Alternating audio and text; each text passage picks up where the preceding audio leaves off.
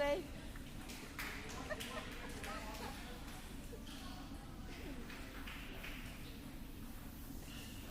Can I look on your hand?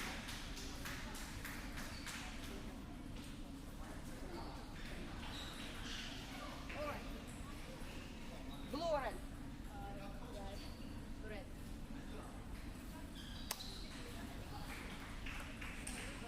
Okay.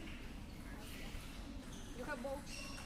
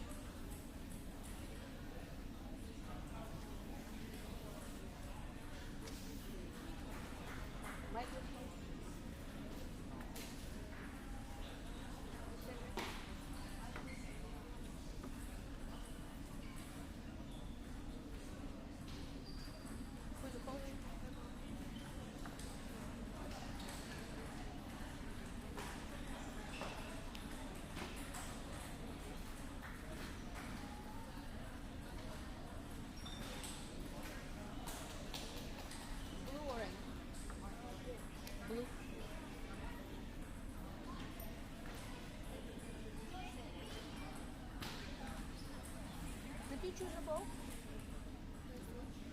Too late. Okay.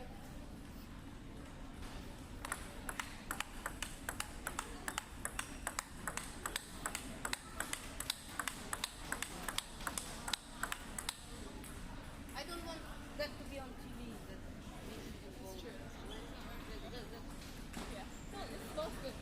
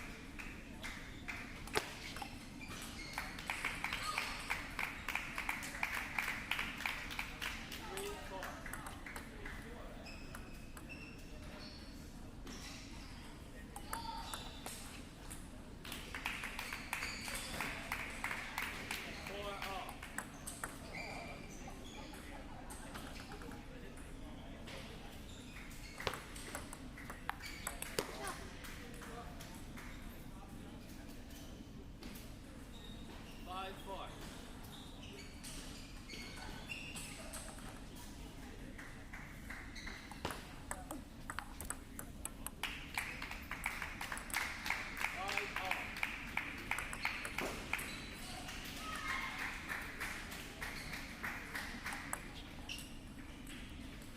5-6.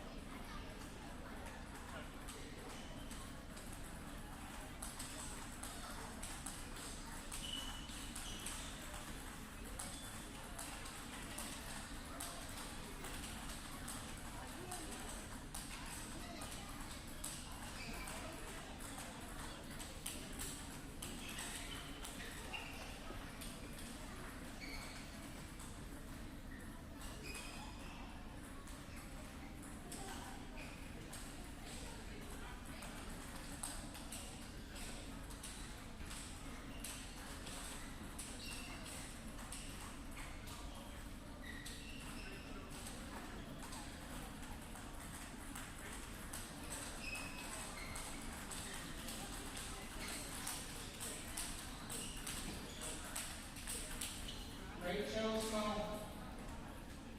Please report to table 2.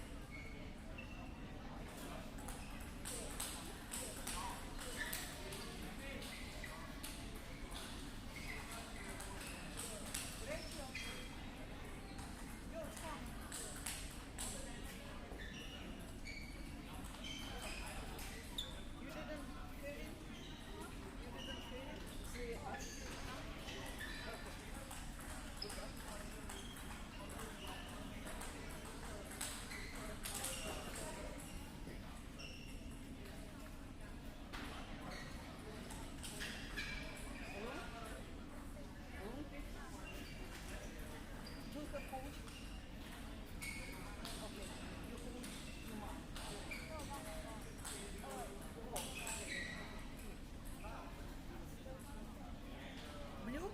Blue red. Sorry? Which side? Here or there? Here. 2 minutes.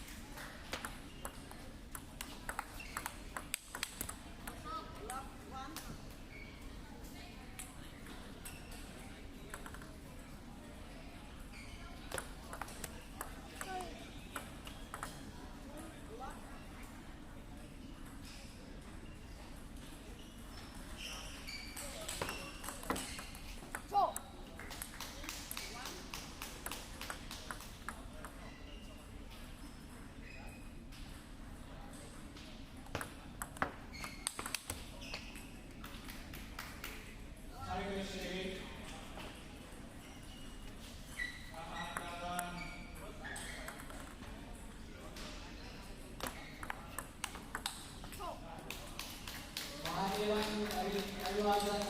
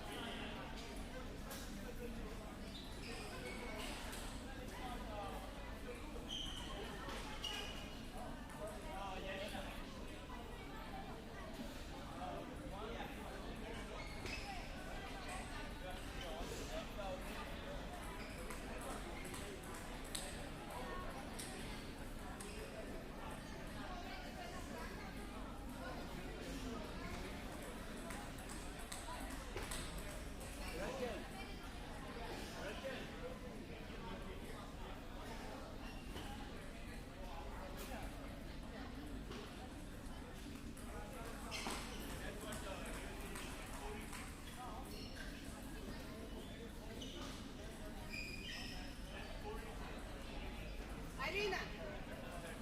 Irina. On TV.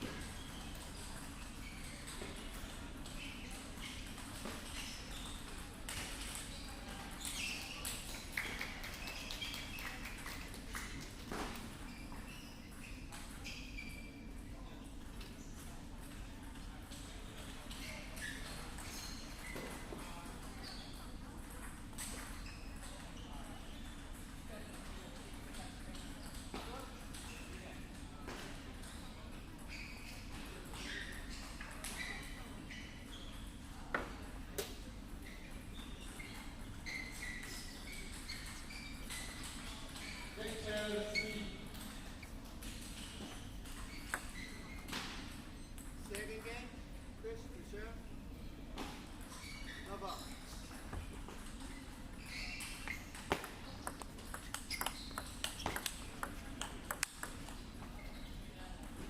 Love, one.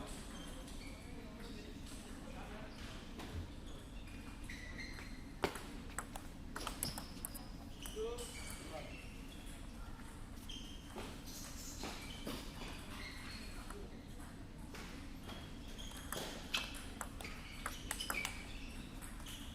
Two, one.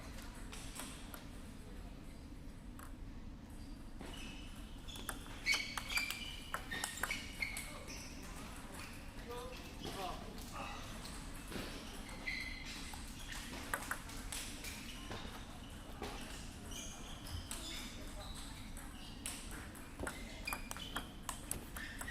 Two, three.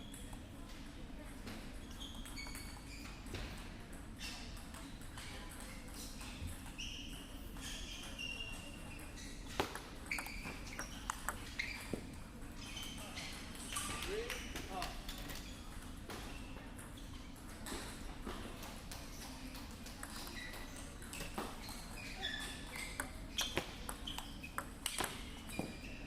Three, four.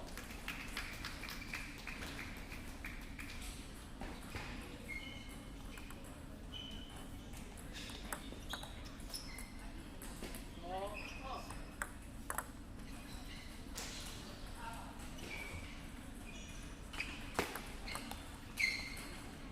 Five, four.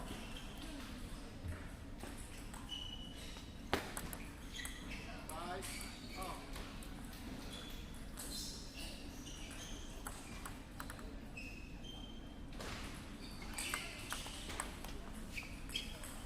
Five, six.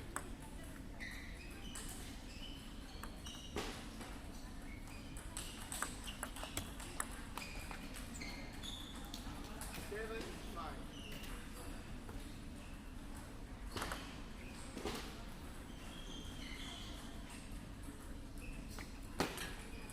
Seven, six.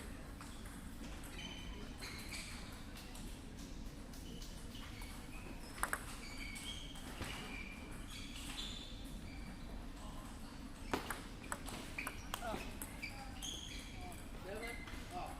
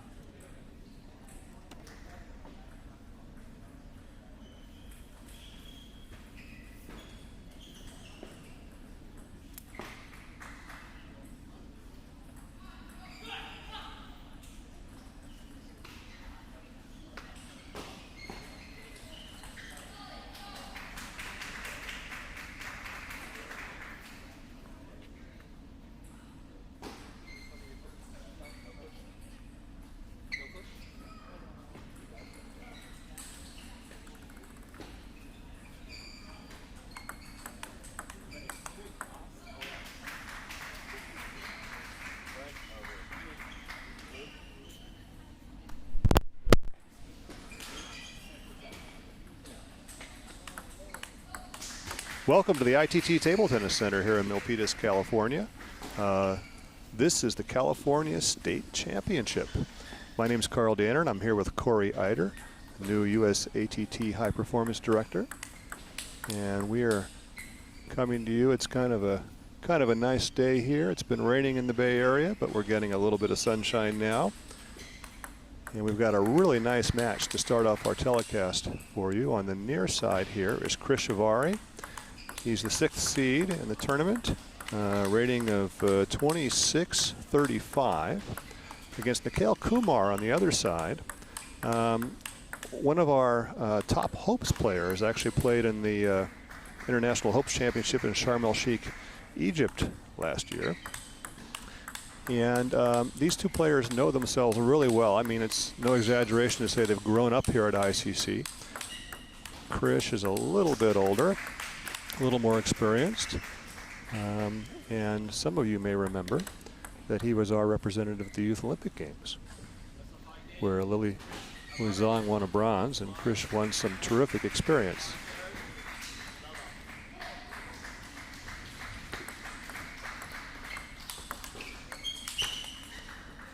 Blistering forehand from Krish there. These are fairly similar players, actually.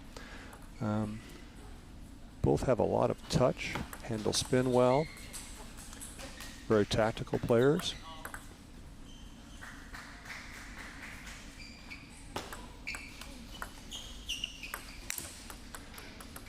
Bad luck there. Give you an idea of the strength of this tournament. 26-35 only makes Krish the 6th seed in men's singles. Oh, police.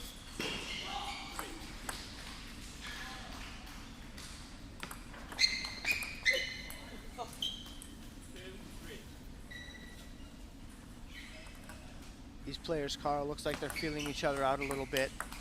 I think as the match progresses, both these players, the strength of their game is through the rally. They're not a 3-ball killer or anything like that. So I think as the match progresses, you guys are going to get to see some really good points. I think that's right, Corey. And although the neat thing about both players is that in the last year or so, they've both developed a little more power off the rally than you think, and you might expect. And it's just interesting to see young players with tremendous talent and technique grow into their bodies a little bit. Yeah, as far as the power is concerned, Krish certainly has a step up in power, but he's a lot older and more mature than Nikhil is. Nikhil's game is a pretty solid all-around game. He doesn't play like a traditional lefty that's going to step around and use his forehand all the time. He has more attack on the forehand, but his backhand, he's real comfortable kind of playing a block on the backhand side.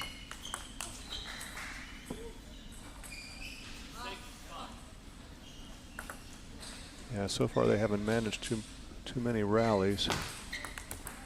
He who opens first successfully takes the point.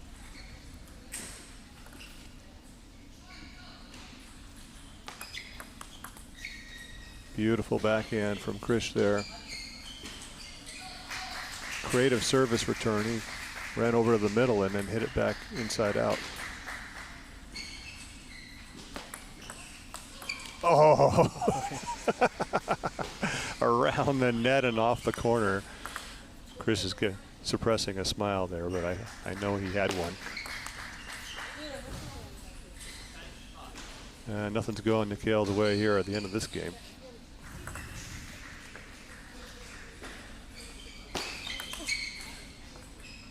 Well,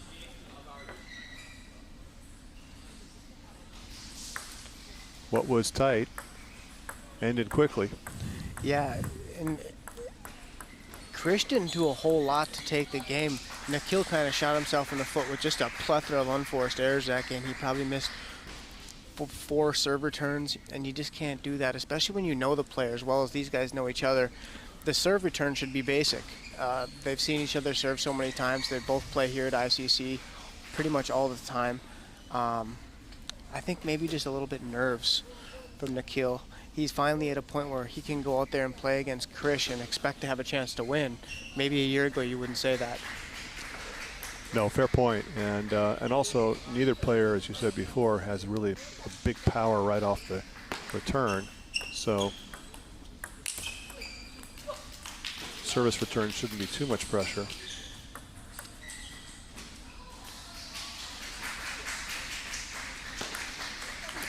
I was just going to say that was going to be my next point. Krish is serving. His serves are coming out long. If Nikhil keeps pushing that ball, he's going to be in a lot of trouble. He's going to be dealing with Krish's forehand all day. He's got to spin that ball when it comes out.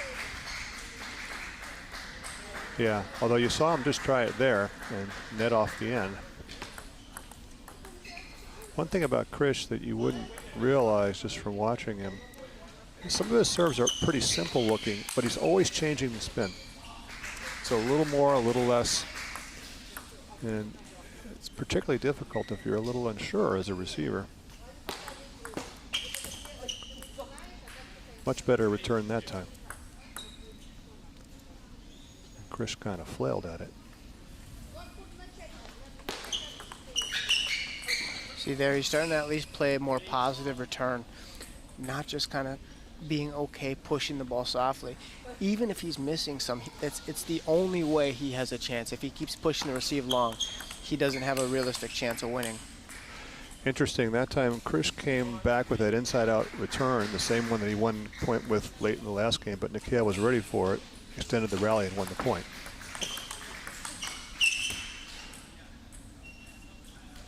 Smart point from Nikhil there. Krish running away from the table for the wrong time, probably.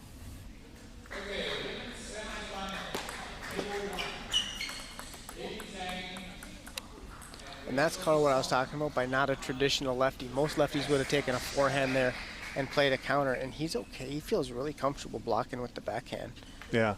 You have to wonder if Krish sees that and is playing right to that switch point. Yeah. Okay. 5-all. This is only 3 out of 5, so this is obviously a big game for Nikhil. And that was a nice little backhand poke there.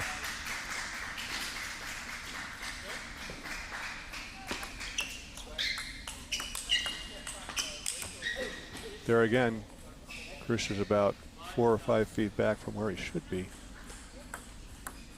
Only one advances, so to keep your hopes alive for the California State Men's Championship, this match is essential for both players.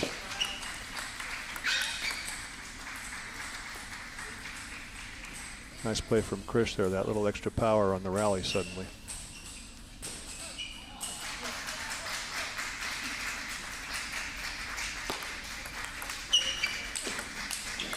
Oh, great shot from Krish. Went back and gave it a little zip.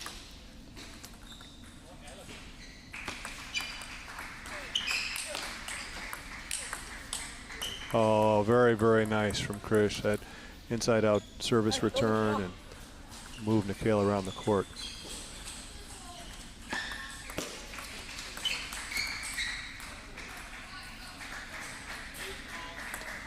8-all, it's crunch time.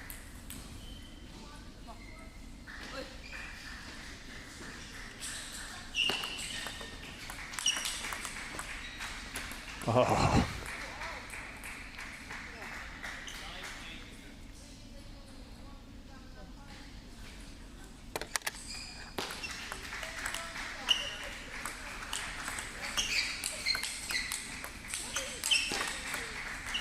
Oh, that's the point of the match so far. Without question, Carl. And when Krish gets off the table like that, Nikhil has to stop going to Krish's forehand. Every time he goes to Krish's forehand when he's off the table, he comes up with a really nice hooking loop, hooking counter loop. He's got to stay to the backhand side. Like that. Like Oh. Krish does that. He'll go to the backhand side where the guy, it's a little more difficult to counterattack. Brilliant service return, and just when Krish needed it.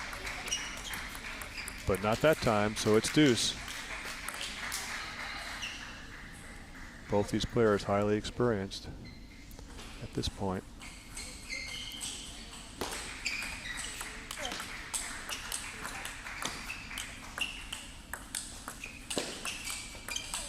Oh. Nice rally from both players, but Nikhil didn't quite do it there on that last shot. He had his opening.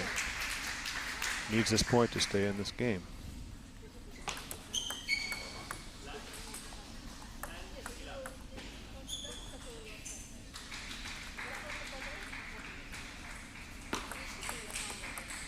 Oh, bad luck. But that gives Chris Shavari the 6th seed, a 2-love lead here, and a best 3 out of 5.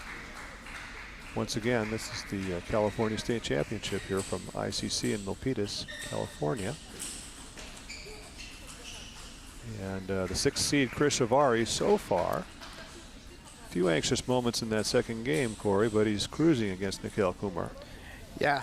One thing, I think Nikhil, it's good for him to play these men's open events, even though he's so young. He's kind of seen the difference between playing kind of mini cadet table tennis and cadet table tennis to playing men's table tennis. And the difference is even though you're playing an attack, the placement is as important as how strong you hit the ball. And if you hit a strong shot to a bad spot, the other guy's going to counterattack, and you go from offense to defense in a hurry. And that seems to, he made a few mistakes there in that game that way. Oh, nice confident return from Chris there. We'll have to see if the lead's going to loosen him up a little bit. Oh, Chris can't believe it. He swung as hard as he could and missed. That should have probably been a forehand.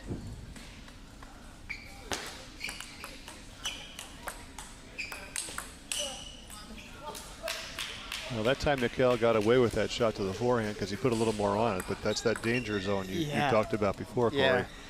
Yeah, it's not a good plan to play to the Chris forehand side when you're ripping like that. Ooh, great rally there, and Nikhil was trying to copy Chris's around the net shot from the first game.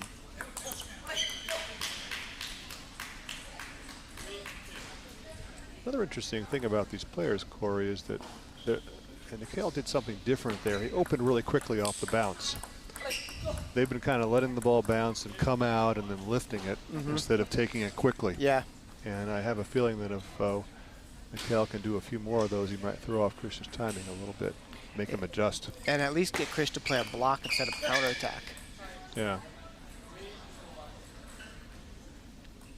Well, reasonable start for Nikhil. He needs this game to stay in the match. Oh, another great flip from Chris. That's powerful and quick. That was not a bad service return.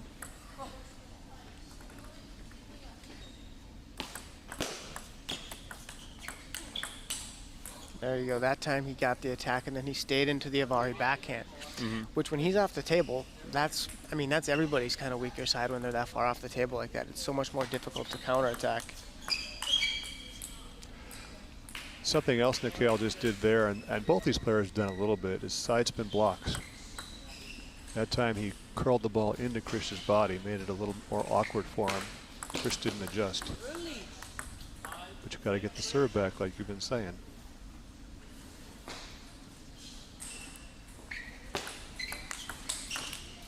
Jeez.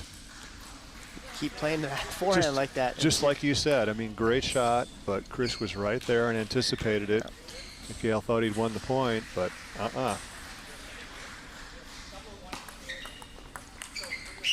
Sometimes, Carl, the reason for that is when he plays a lot of the mini cadet stuff and the Hope stuff. Kids don't have the kind of power that Chris has, obviously. The 12-year-olds can't do that stuff. So they don't learn that stuff until they get to play the men's events. And so it's a good experience for Nikhil to play this event. Hopefully he'll go home and watch this video, and he'll kind of take some notes and realize that as you get up in level, where you attack is as important as how hard you attack.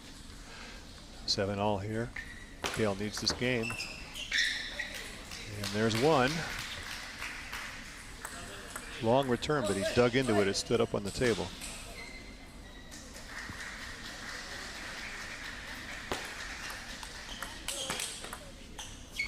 A little bit of luck, but a very nice block from Nikhil Kumar. Took 2 points on serve right when he needed them. See if he can close out this game and stay alive in the match.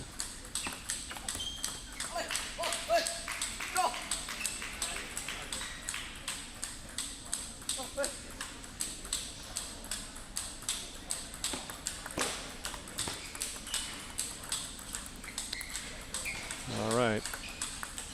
Chris has got 8-10. I've often commented that this is a not as bad a spot as it seems. If it goes to deuce, you'll be serving 3 of the next 4 points. There's one. Little longer, different serve from Krish that time. Let's see what he pulls out here. Timeout.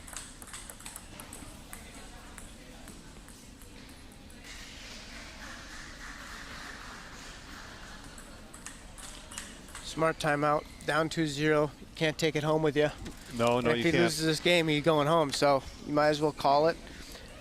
Don't get voted off the island with the idol in your pocket. Yeah, I think if I'm in the corner of Nikhil right now, Carl, you have to watch for that serve to leak out, and you have to attack it if it comes out. You have no choice. You cannot push, and hope Krish misses his attack. You have to be aggressive. It's a great point. It's tough to serve short when it's tight. Yep. Let's see what goes on here. I have a feeling this serve's going to be a little gooey. Yeah, I think he's going to serve him some no spin. All right, got opposite calls there. We'll see. Well, that wasn't the return.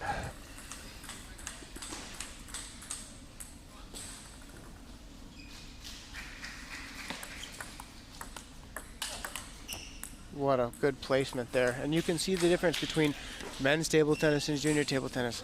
Krish made a strong attack, nothing flashy, but the placement was perfect. Exactly, and now he's getting that 3 out of 4 serves that I talked about. That was the nothing ball there. Oh, very brilliant point from Mikhail. Both players are engaged pretty well now. We're well past the nerve stage, obviously. See if Mikhail can save this.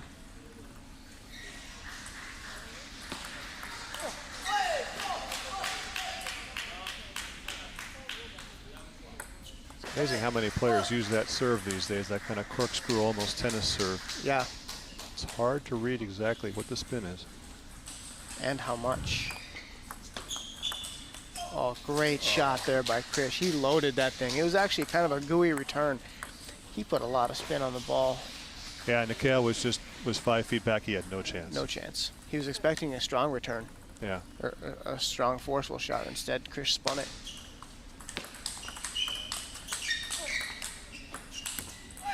Oh, a little bit of luck for Mikhail there. Krish doesn't miss that one too often. Okay. One more chance to survive the 3rd game and prolong the match.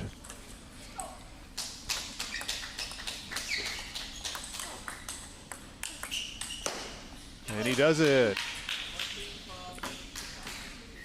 Really nice play from Mikhail Kumar. We've got ourselves a match now. Nikhil's still going out to Krish's forehand when they're off the table. Krish should start, he should look for it. It's only a matter of time. He knows he's going to go to the forehand at some point. He should look for it and hook that thing right away. Every time he makes it, he wins a point almost outright. Well, and it's interesting, too, that you just commented on it. Both players, if the ball isn't hit right at their backhand, their response to an opening is to retreat. Mm-hmm. And try to hook it back, spin it back, hit it low and deep. They won't reloop at the table. I know.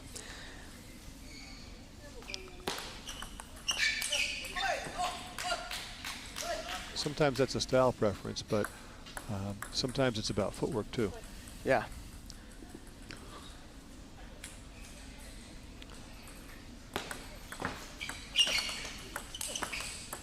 Oh. That was a nasty angle block from Mikhail there. Krish got to it, but then I don't think he had any idea what to do with it.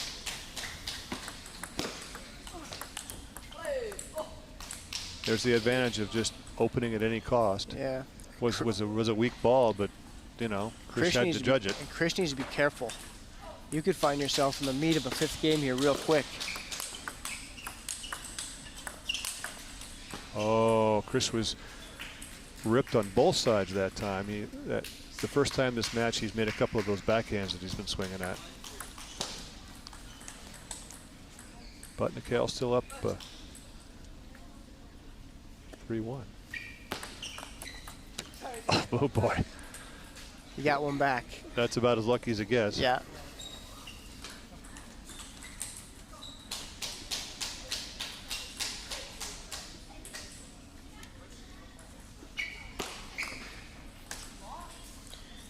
You guys can see in the background, a lot of people crowded around the table watching these two go at it. Not a lot of cheering out of respect for both the players. Beautiful shot there by Nikhil. Nice misdirection. Yeah, very smart. Chris was actually moving the other way. Like I say, both these players, for their age or for any age, are pretty clever.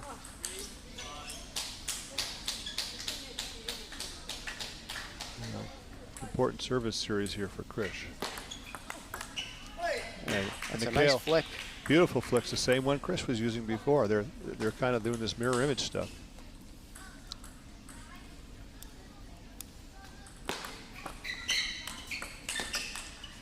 Oh, beautiful shot. Both players loose now. Okay, this is a test for Nikhil here. This is the kind of game that you should just put in the bank. Let's see what he can do. Lucky break helps. 7-3, 8-3, a game you need. There shouldn't be much doubt. Let's see if we can do it.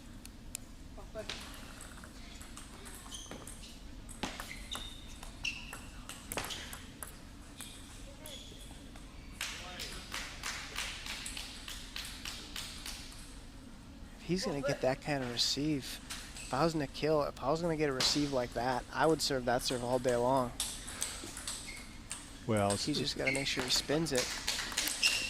yikes. Krish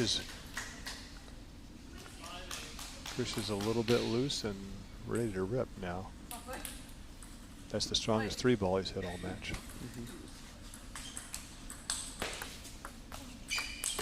There's another one. It's almost like the issue right now with Krish is he just can't play like that consistently. Sometimes he gets really passive. He goes through these spells where he'll be really aggressive and then maybe it gets close and then he gets passive. It's like there, he spun up and then he backed up. Yeah. Well, swung a little too hard. Thought he was going to hit another winner. All right. Kale is holding firm, trying to force a pivotal 5th game. And he does. Great location there, right at the elbow with that flick. Nikhil Kumar coming back from pretty trouncing defeat in the first game. Just barely losing the second, barely winning the third. This one was more comfortable.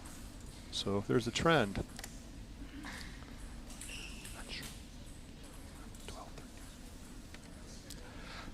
Nikhil, I have not kept track of his birthday, but he ought to be about 12. Yeah, I think for the hopes, I think the cutoff is 12. Yeah. But I could be wrong. 12 or 13 at this point. And grown a little bit recently. Yeah, he's really hit a nice growth spurt. I remember just a year ago, I mean, he's probably grown 8 inches. So here we go. This is a foot race to the main draw now. 1 game to 11.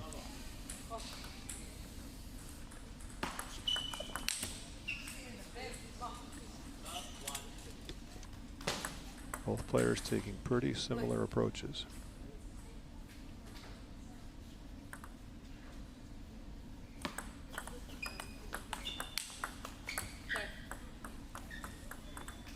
Same backhand, 2 points in a row. Nikhil scored with 1 and lost the other.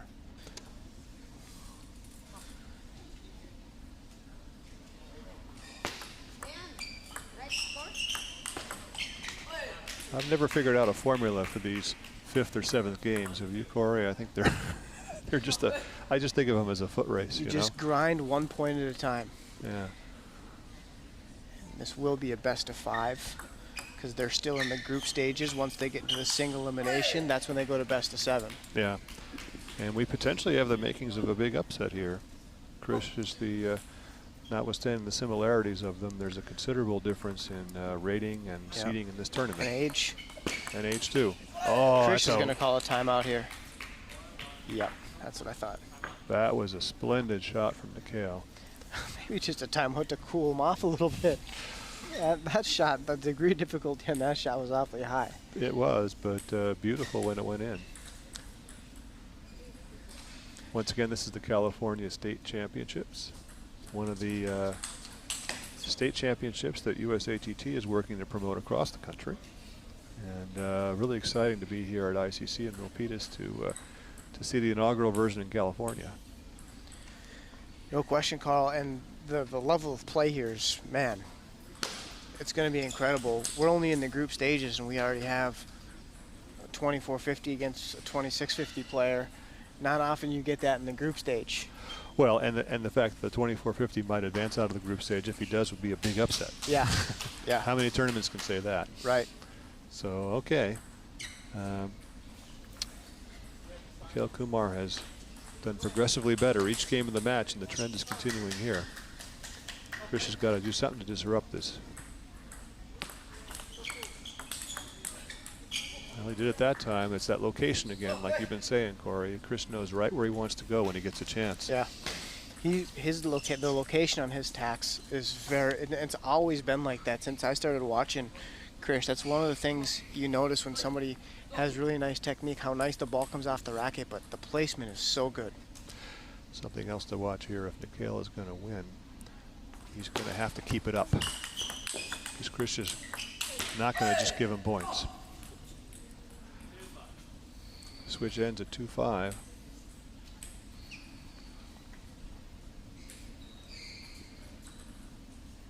It's kind of a reversal here at the minute. The younger player is bigger. Look, is bigger, is in control, and looks a little stronger. Oh, there's that slow loop again. That beauty. And again, he got that transition point. Yep. Mikhail had a little better chance at it that time, but still no go.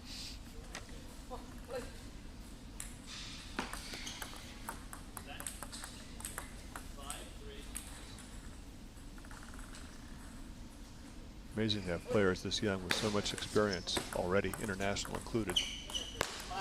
Ooh, the no spin loop. That little quick thing off the bounce and the problem is Krish, what he should be doing is staying up the table and just ripping it because it's weak. Yep. But when he backs up and tries to rally it, then he's got a big touch issue. The ball, well, if he backs up, the ball has no energy on it by the time he gets to it. Right. So touch his racket, goes straight down. Yeah, yeah, so, all right, 7-3.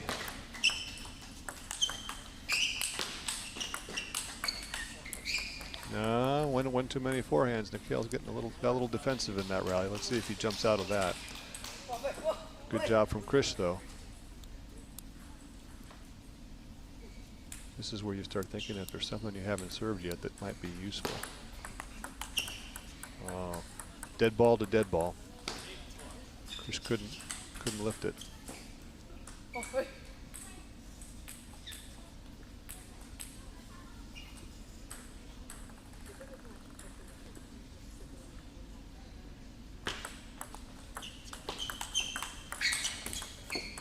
No. That time Mikhail got the same good position with the shot that Krish has been getting. Obviously, there aren't too many points that aren't must points for Krish at this game stage. Wow, and the serves are the same spot.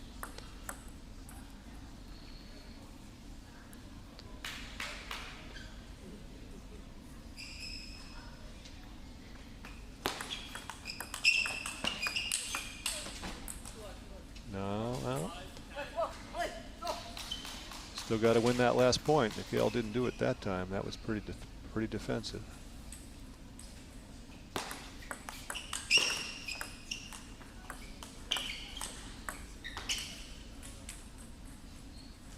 And one more. And we'll be going to the conclusion here, Carl. Neither player has a timeout left. Yep. So it's nonstop action from here on out. Well, Mikhail's got 2 serves for the match. And one is all it takes. A big upset for Mikhail Kumar. In the group stage here, the men's singles. Takes out the 6th seed, Krish Avari. They're club mates, but still, that's got to be a big win for Mikhail. Huge win, no question. And we have another big match coming up here, Carl, on center court. We're going to have Wenting Jia, a coach from ICC. In the women's semifinal match, she will be playing against defender and U.S. Open or U.S. national team member Angela Guan. So stay tuned. That match will be coming up for you shortly.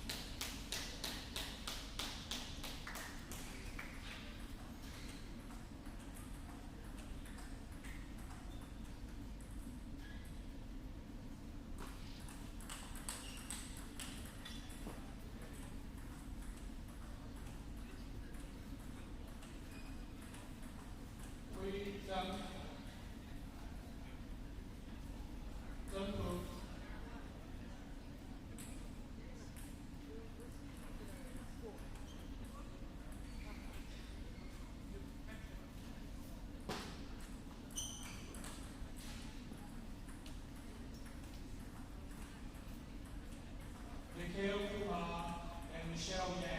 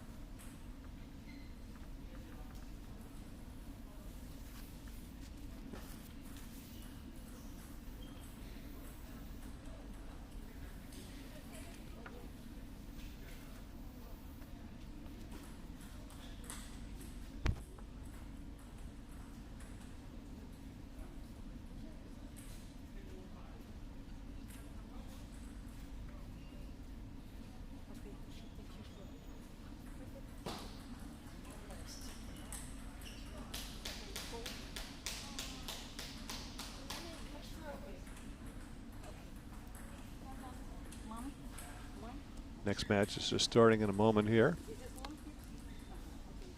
Angela Guan and Wen Dingza.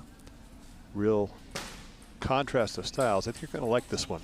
This is a fun match, and First, you have to make choice, blue or red. a couple of terrific players and terrific people. Obviously, significant differences in ages and experience. And for those of you who watched the U.S. Open this last July, so it's almost a year ago now, Wen Tingjia was the one that got proposed to after her now husband, Wang Jinqin, proposed to her in front of everybody, which was a pretty cool moment. Yep.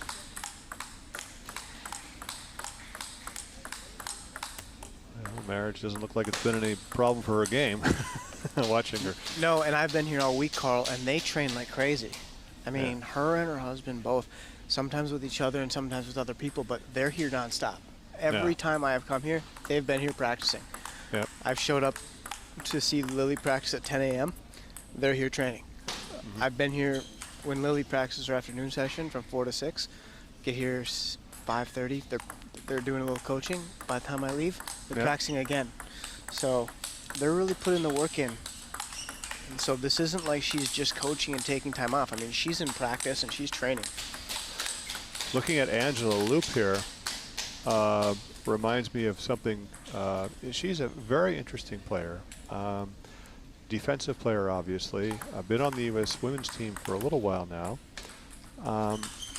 You know, the thing about defensive players is they get better a little more slowly sometimes because there's so many different techniques they have to learn.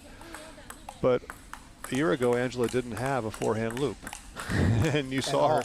Yeah, and you saw her just there, you know. And she's maintained a pretty good international playing schedule, even on her own, and not necessarily with the team.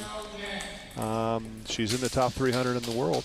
In fact, she's in the women, she's about as good as our strongest man is on the men's in terms of world rankings. So. Just like the last match, this is an opportunity for an up-and-coming young player. And Angela's a little older than Nikhil, but we'll have to see how this goes here. The book on the strong Chinese players is they're usually very good against defense, but you never quite know.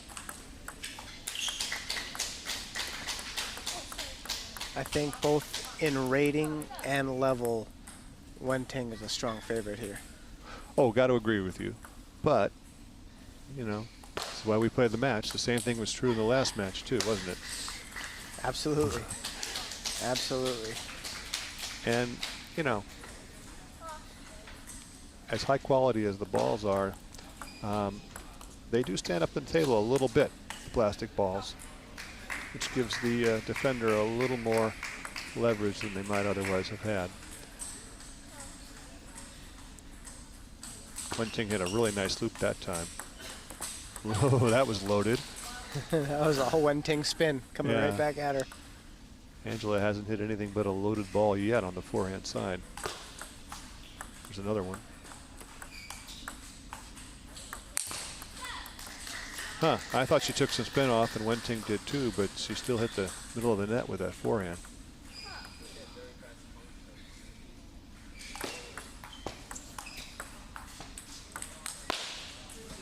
Yep.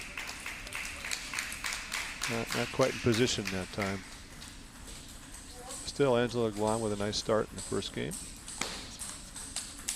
Women's singles semifinals here. Just out of view of your camera on the right. We've got the other semifinal. Ooh, that's what she wants to do. Catch that one ball loop with the big spin.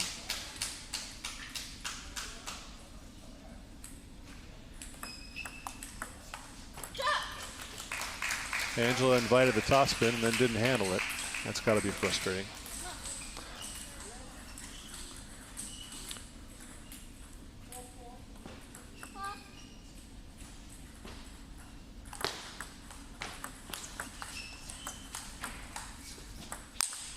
Oh, pretty good defense there, but it didn't matter. That was textbook attack against the chopper.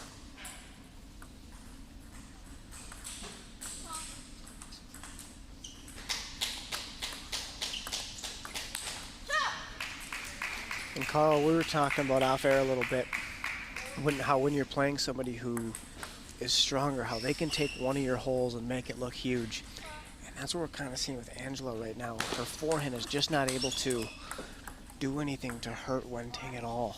And Wenting knows that. Well, certainly against a strong opponent, a chopper needs a bite. You need to be able to put that ball away. You need to have some sort of fear factor. So that Exactly. the other player has to keep the quality of their ball high. That's what's going to make them miss some balls. Yeah, make them rush, make them feel anxious, make them feel that they can't afford a loose ball. You know, I have to say, even though Angela missed that quick loop she took, I think she's won all the points since. Yeah.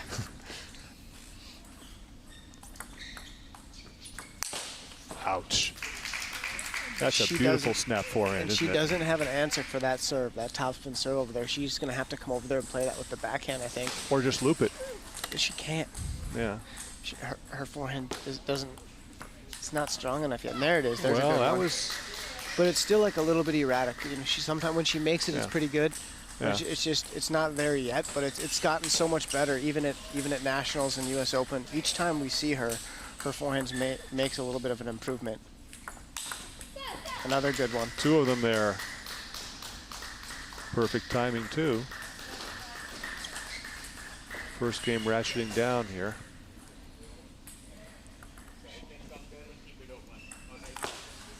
That's yeah. You're gonna you expect to see a lot of those serves. That topspin serve to Angela's forehand, just daring her to attack it. Or to chop it weakly. They're serves that you... Right. It's one or the other.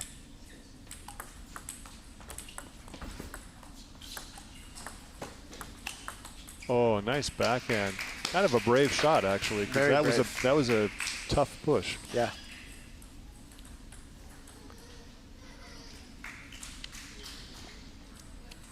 Still 2 game points for Angela Guan. Seeking the upset. First game, semifinals.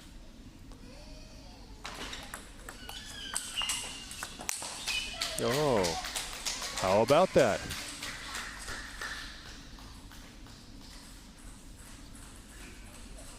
You see, It's kind of a disaster start for Wen Ting. I mean, everything that could have went wrong.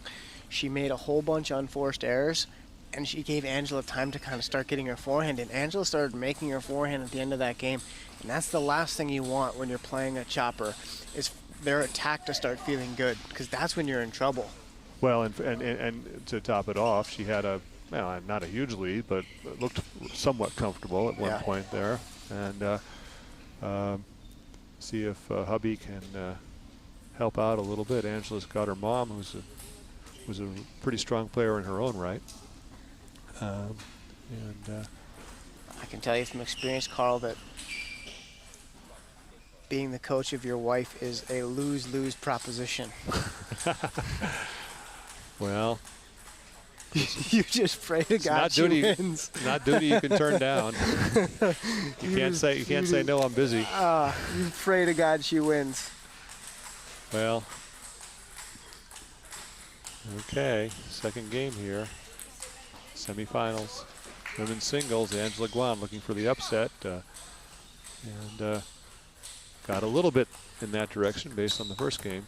And keep in mind, guys, this is a 4 out of 7. Yep. So this isn't a 3 out of the 5 like you guys saw in the men's prelim. We're in the semifinals, so we're playing 4 out of 7. Oh, those are two incredible forehands, just really flat and powerful. Angela made a really nice last-ditch return on the first one, but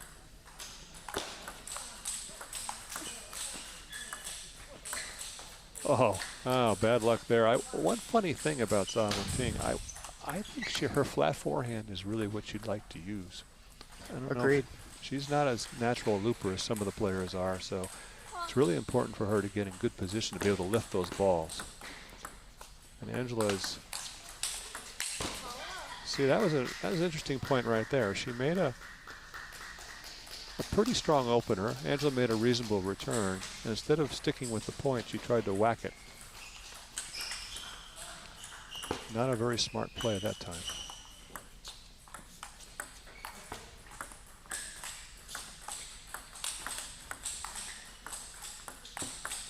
Beautiful point from Angela Guan. She did everything in that point. She chopped, she attacked from both sides, flipped the winner with the long pips. Yeah. She's in this match all right.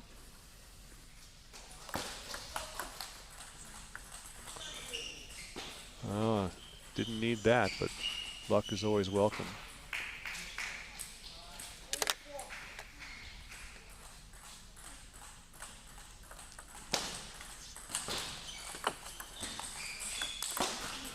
You 3-ball attack and use that same serve again, Corey, the one that you just can't chop. Yeah. But Angela can't loop it, so that's the. Well, she's got to do something. She's going to move over and play the long pips on it. Yeah. That's what she'll end up doing.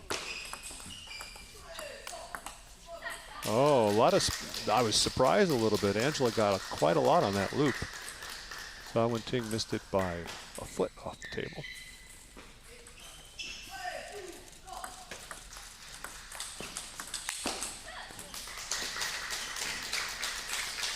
There again, Angela Guan doing a very nice job mixing up the rhythm, keeping her opponent off balance. The attacks are doing their intended purpose in addition to winning points.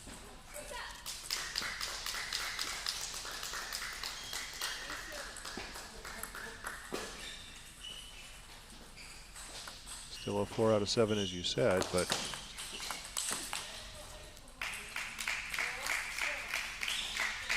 well, she's going to try. She likes that set play, that topspin serve out there, and rip whatever comes back.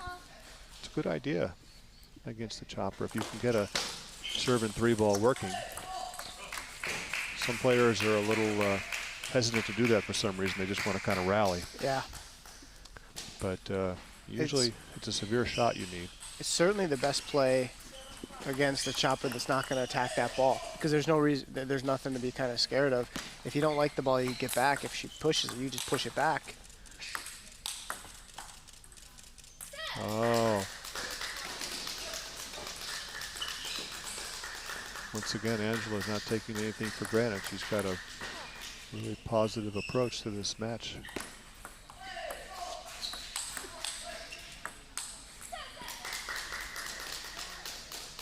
See, yeah, Zawin Ting, it's interesting. She wants to hit a hard shot, and there, that's the one. And that's the danger, Carl, we're talking about. Yeah. The last thing you want is for her attack to start feeling good, because then all of a sudden you feel uncomfortable all the time.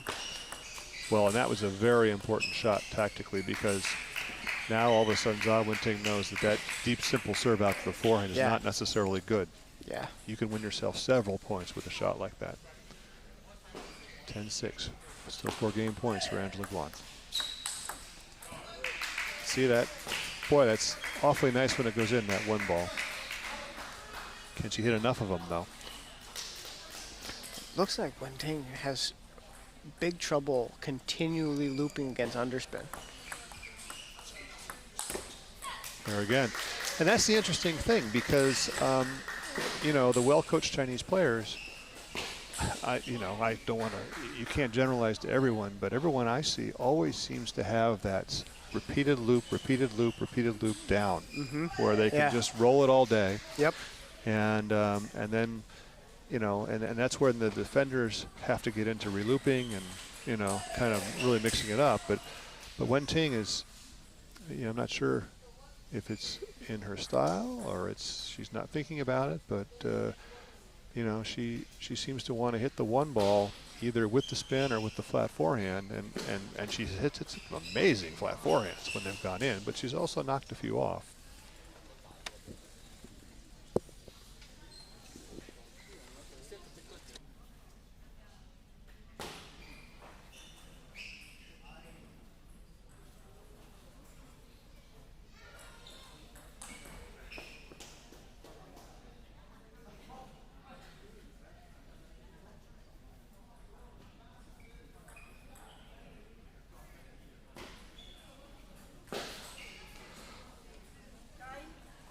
Carl Danner and Corey Eider here at ICC Table Tennis Center in Milpitas, California, the California State Championships. We have a potential upset in the making here, Corey. Angela Guan taking the first 2 games from Zawin Ting, a little surprisingly, and with some good play, very smart play.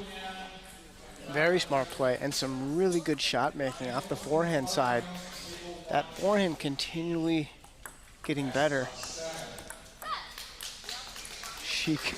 That was a really heavy cut off that topspin serve. Angela has been doing that consistently. I don't think I've seen her take the spin off a forehand yet. No, she hasn't. And Wen Ting is just kind of doing the same thing kind of again and again. She hasn't served any serves deep to Angela's backhand. She kind of just keeps serving the ball out to the forehand, so Angela just prepares for it, and she can kind of mix the returns up a little bit. Yeah, well, gosh, that forehand just fell apart. You should call a timeout right now, because you can see she's upset. Yeah. See, the thing that confuses me too is that, all right, what you often do against the chopper, if you're, you know, some players will always want to play to the smooth side because they get a consistent return. You know what you're going to get. But notwithstanding that one and several others like it, she's just not getting the percentage against that side. Right. So you kind of wonder why she doesn't want to go play the long pips for a while. Right. Of course, Angela could, you know, adapt to that as well and adjust. Okay, that's great work when you can get it.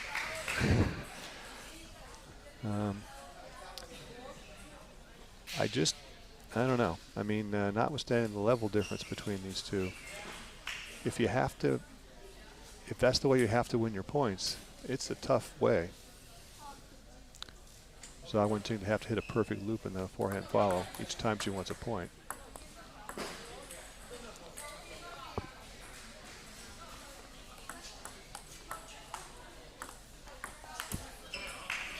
Oh. I think I'd call that the first drop shot. don't think I've seen one before.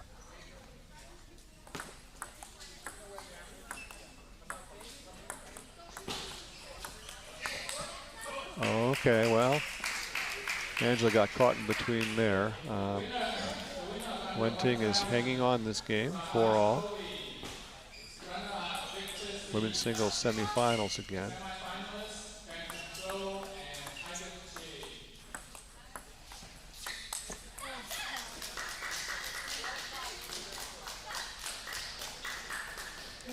Wenting is just being very impatient. She's taking shots that she's so out of position when she's taking them. Smart serve there, and Angela knows she has to do something with those returns except just push them. Didn't quite make it though, so Wenting keeps it even.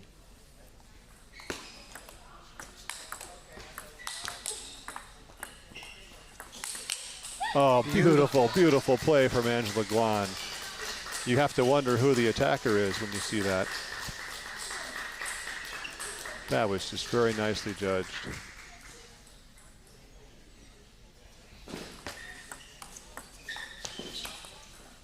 Yikes. That was gooey. I don't quite know what was going on there. I still have the side spin on it from the serve plus the top spin. Yeah. Wenting looked at her racket. I mean, she didn't know what it was either. I guess that's one reason to watch out for the pips. There's that serve and the one ball, and it came back. No, no, no, no, no. It is best out of 7, but a 3-love deficit against the chopper is not nowhere you want to be.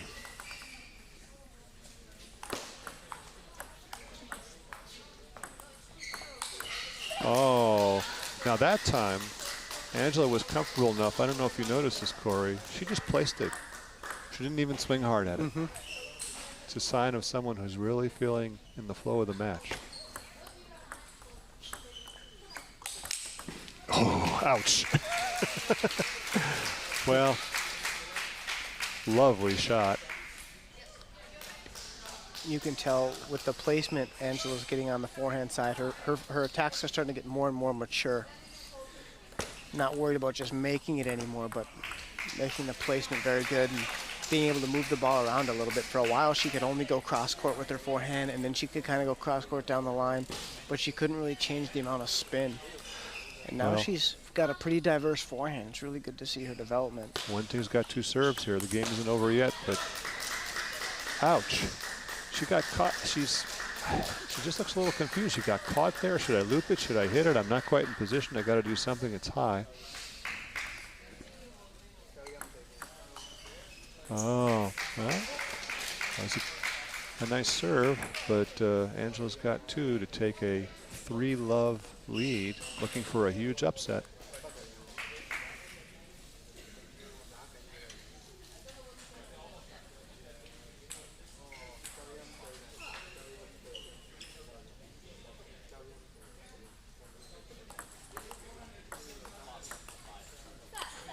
Oh, and the pips tell the tale there. Really interesting match, and so far you would think the seeds were reversed. Angela Guan has, with the exception of the first half of the first game, she has been comfortable and pretty much in control throughout, notwithstanding some terrific bullet loops and flat forehands occasionally from Zha Wenting, but not nearly enough, and not nearly enough percentage. If Zha Wenting can't figure out a way to get some consistent attacks in, we will see an all-Team USA final here at the ICC. So regardless, we will have a USA team member as the California state champion. Fascinating situation. Of course, the other thing about playing a defensive player is if you do figure it out and you do find some consistent way, you can sometimes keep it going.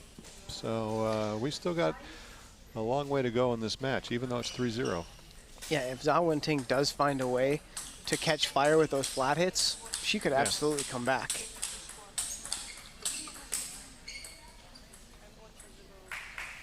All right, game 4. Angela Guan vying for the upset.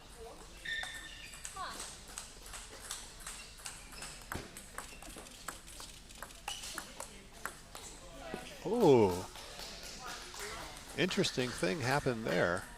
Angela just changed it up and blocked that opener. It was a pretty weak block, but her opponent just didn't see it coming.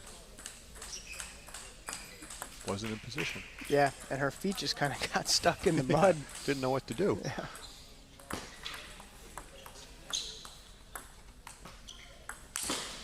Wow. Very nice opening loop. Yeah. Very nice chop return. Yeah, and you And- know, Carl, we're in game 4, and she's probably missed that same smash 7 times. And it Yeah. hasn't adjusted to the fact that Angela keeps giving her that really heavy backspin.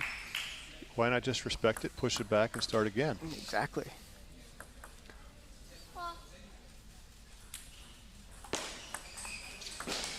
It's a sign that Angela has taken mental dominance of the match so far, because you know, that's the thing about these kind of defensive player versus offensive player matches. The psychology can really flip back and forth. Whichever player feels frustrated and that they have to rush is a definite disadvantage. And you can make the defender feel that way too. I mean, if you just control the match. Correct. We just got a timeout here from Zhao Wenting. Yep. She's in a world of trouble, and her body language and her shot selection, none of it is really going her way. Yeah, this is a game she needed to come out strong, and Angela's already up 4-1. And Angela, her game has been unbelievable this match. I mean, from shot selection to placement to consistency to mental toughness and very low unforced error rate. Everything Angela wanted to do going into the match, she's done really, really well. And I would say no mental unforced errors either. I Yep. haven't seen, I mean, you know, she hasn't won every point, obviously, but I haven't seen her, you know, brain lock or anything like that. You know, it's always, even if she makes an error, it's a thoughtful play. Yeah. Yeah, no, you're absolutely right, Carl. She hasn't given up like a big lead, for example. Sometimes when players get up a lead 7-4, they can go kind of brainless for a little bit. Angela hasn't done that. She's missed a couple shots here and there, but she's played a really solid match so far, and she's going to have to keep doing that if she wants to pull it out, because Zhao Wenting is still a really good player, and Angela still has her work cut out for her to get out of this match. Okay, well, let's see if the timeout makes a difference. First couple points back will tell us a lot.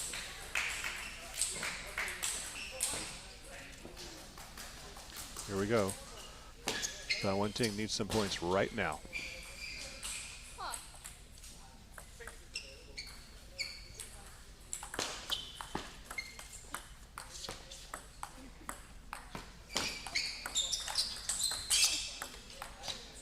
What the heck? Where was this all match? I didn't even know she could sit there and re-loop like this. She Well, hasn't and done she- that all match. Well, and she changed completely. She went to the pips instead of the smooth, Yeah. and she just started the smooth looping.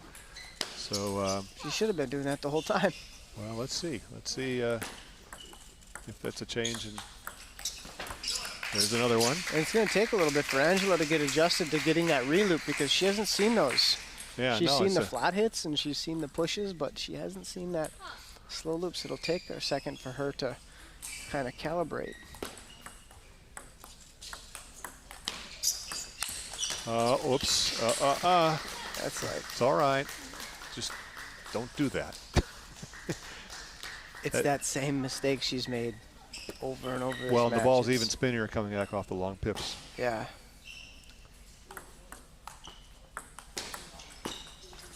Oh, there we go. That was a pretty interesting timeout. It's like a different opponent came back. Yeah. See if Zhao Wenting can keep it up, or if Angela can disrupt it.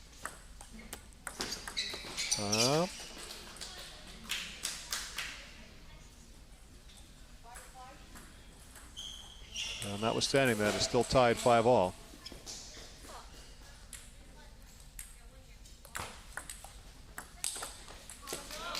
Serve and one.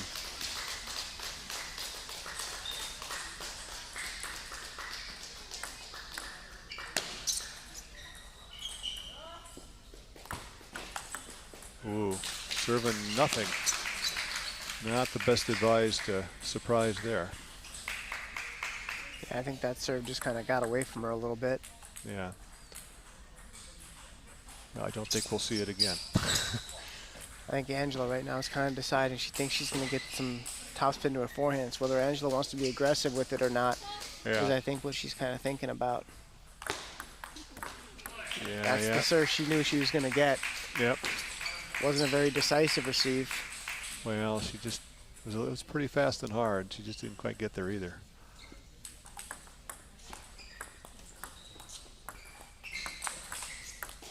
Yikes. Well, big turnaround. Suddenly Wenting looks in control of this game, the one that was going to put her out of the match before the timeout.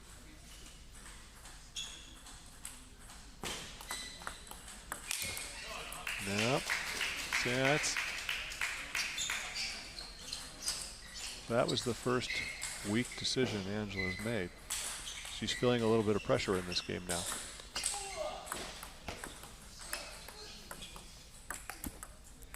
Now another huge turnaround from 4-1 down to 10-6 up for Wenting. And you could see the difference, the tactical change she made. It was really obvious. She went to the slow spinning game. And she wasn't doing as much of that. Yeah. She was just playing very low risk, very safe. Yep. Just play several balls.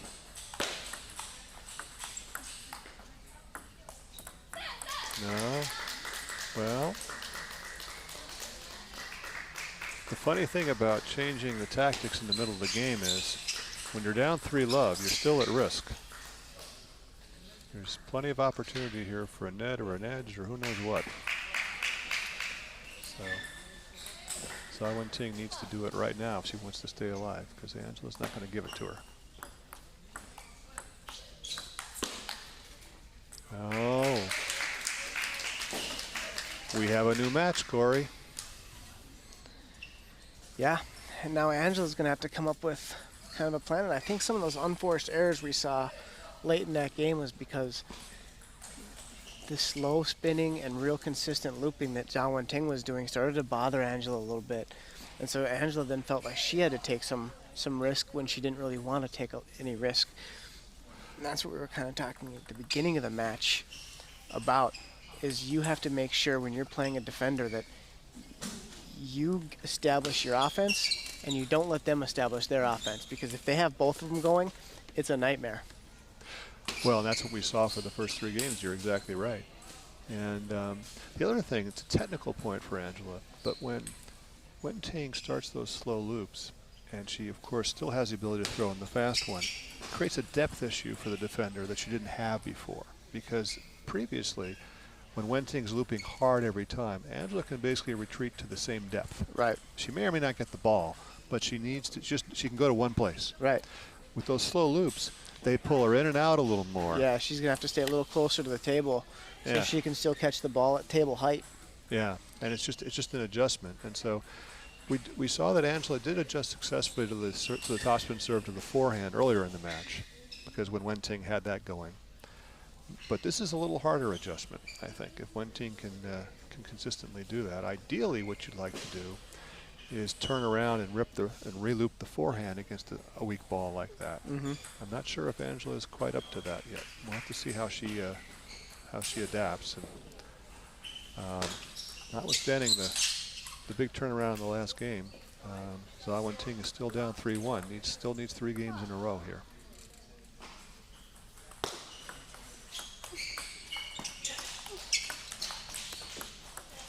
Lucky break. I have to say, Angela's gotten a few more of those this match than her opponent.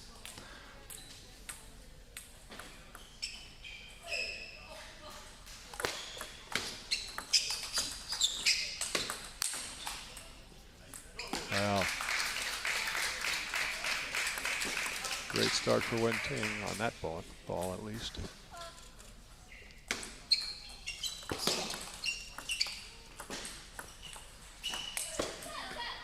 No, that wasn't in the playbook. See, it's very interesting in this match. There's kind of like 2 lines, and it's very simple. You know, are we playing cross court from Wenting's backhand to Angela's forehand? Or are we playing cross court the other way? And when we play cross court the first way, Angela wins. And when Wen Ting has realized to play cross-court the other way so far, she's had a big turnaround.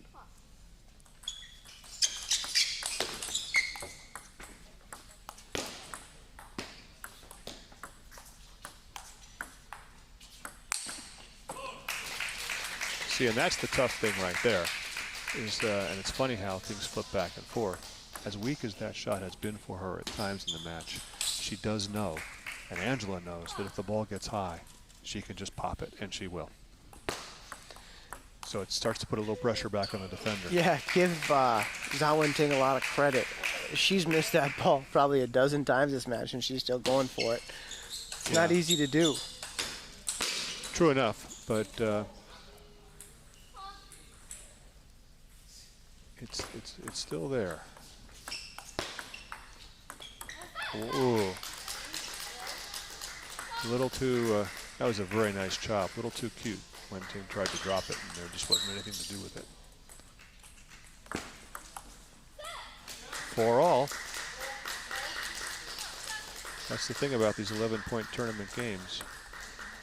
You're always in some peril.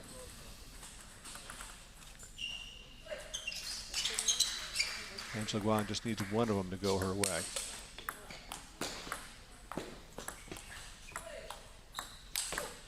Oh. Now the interesting thing there was that when Angela came up to the table and had her forehand, she got very tentative. Earlier in the match, she would not have been. She made a lovely return, but then did not cash it in.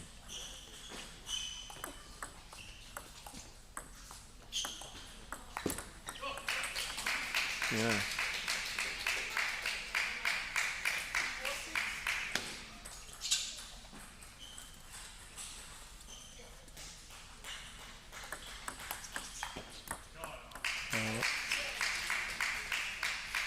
Complete role reversal. Zhao Wenting feeling loose now and making forehands.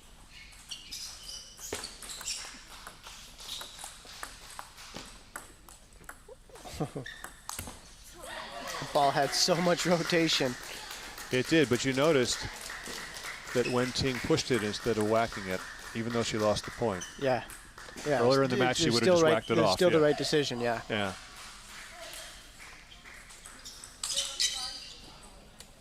Okay, if Angela is going to cash in her 3-game lead, she's got to win one of these games. This would be a place for her right here. Oh. Very interesting. Angela was waiting for the serve, but Wen Ting was waiting for the return.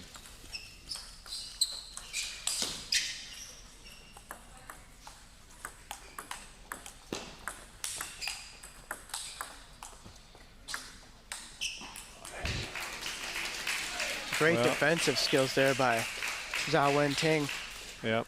And Angela does struggle with that ball. I watched a little bit at Nationals when people can go off the table a little bit and throw that ball up there with some height. I think. Well, particularly when it's got topspin and bounces deep out on the table. Yeah, yeah. Because then that's just a difficult shot for anybody, in particular if you're a defender who doesn't, practice that so much. Right. She should almost chop block it with the long pips. It's kind of surprised there, Angela. The way the games change, Angela doesn't feel comfortable anymore in any kind of scenario. You can tell when she goes back to chop, she's just a little bit uncertain.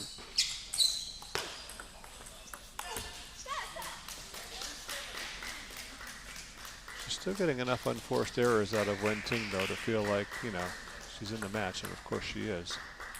When you're up 3-1, I suppose you would be. You're still there, yeah.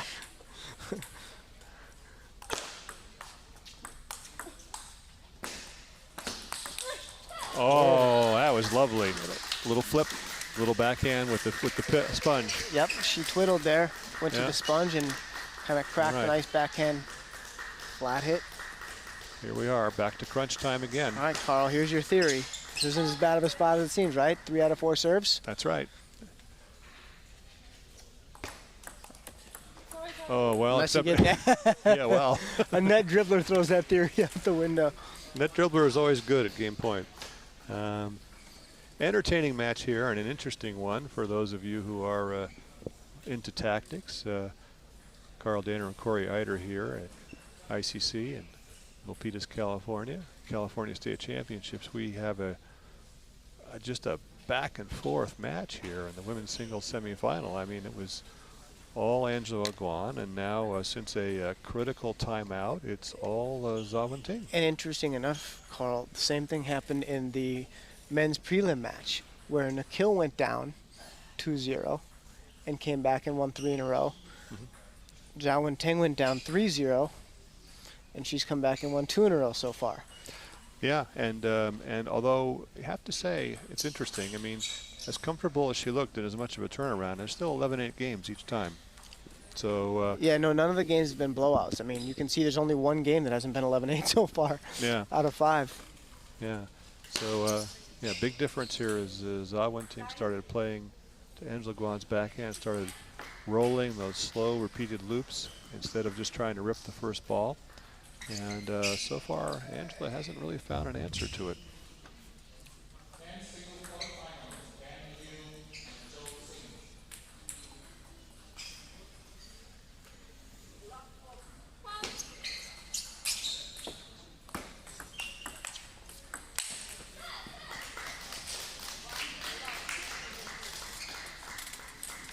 I don't know, that high ball swat is always tempting, but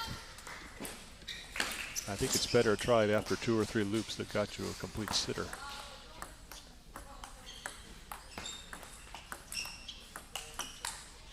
That's a nice shot. She hasn't hit that shot since like the first game, I think. She had that nice backhand that when she was on the other side. She hit that, but to take that shot after not hitting that for 5 games is not easy. Well, it isn't. Or it also says a little something about your comfort level, maybe. Yeah. But you're right. A lot of people don't realize that you can use your backhand to hit some surprising winners against a defender, too. Right.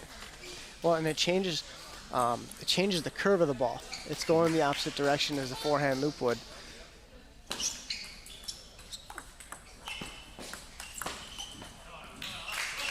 Very interesting. Zhao Wenting combined her two best tactics there with the topspin serve and then the slow loop instead of the rip.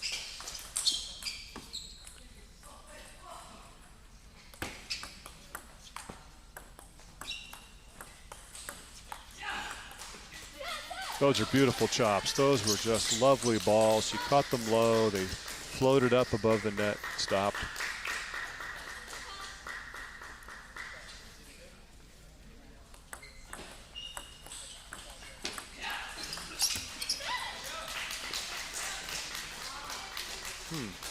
It's the right shot there from.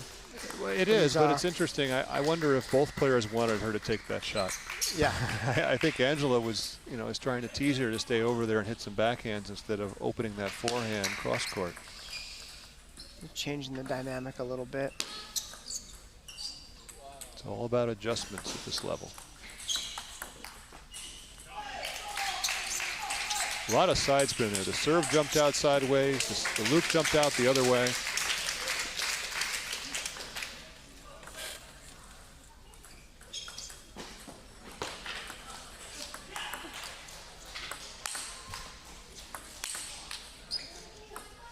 Unbelievable point. I don't know how Angela got the first one back. I don't know how she got the second one back. You gotta kill to the middle against the choppers, but what a reflex chop by Angela. But those kills should have went to the middle. Well, it's back to something you said before, Corey. At the high enough level, it's not enough to hit your strongest shot as hard as you want. You have to put it in the right spot. If your opponent knows where it's coming, I'm not sure that Angela could get 3 of those back again. At this level, though, those are more routine than we think. Yeah. If they know where it's going, they can get their racket there. The energy on the ball's already there. It's just about making the right contact. You have to make sure you kill to a good location. It's another crisis point right here for Zhao Wenting. And you're going to get a lot of them when you lose 3 games. Got out of that one, but she's still down 6-5. If Angela can string together a couple of points here and an error, she can be in position to win this match. Semifinals, women's singles.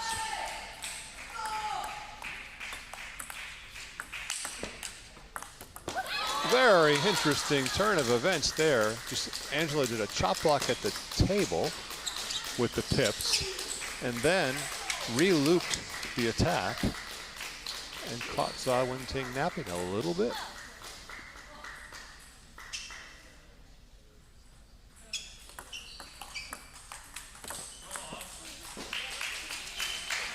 I don't know why she keeps using that same serve. She's lost several points on the hard or soft topspin return.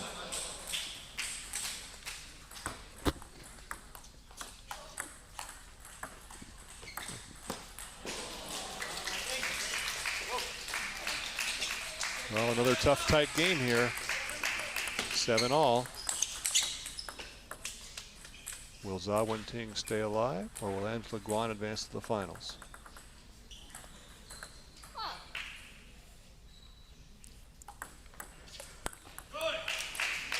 Nice serve, and mostly side spin again. Yep. She's changed it. If Angela would have been Chris Shavari, he would have rolled that baby. That was still the shot of the day, I think. Yeah. Around the net to the corner would have been just fine there. Not available, however.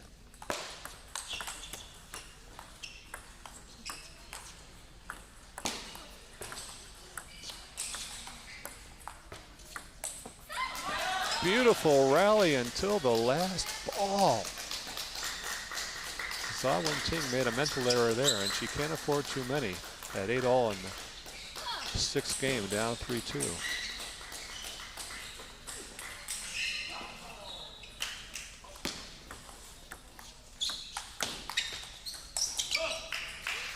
Well, got a little something on that ball, and it was enough. Angela Guan really needs this ball on her serve.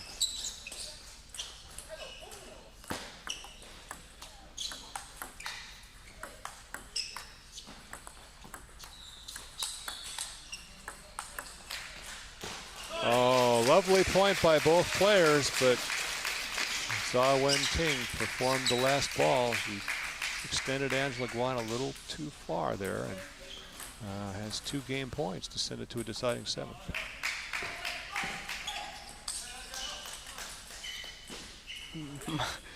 Over the past 12 minutes or so, Carl, the tables have really taken a drastic turn. I think the deal is on show court is you do not want to go up 2 games or 3 games to 0. Yeah, it hasn't been a formula so far. We'll see.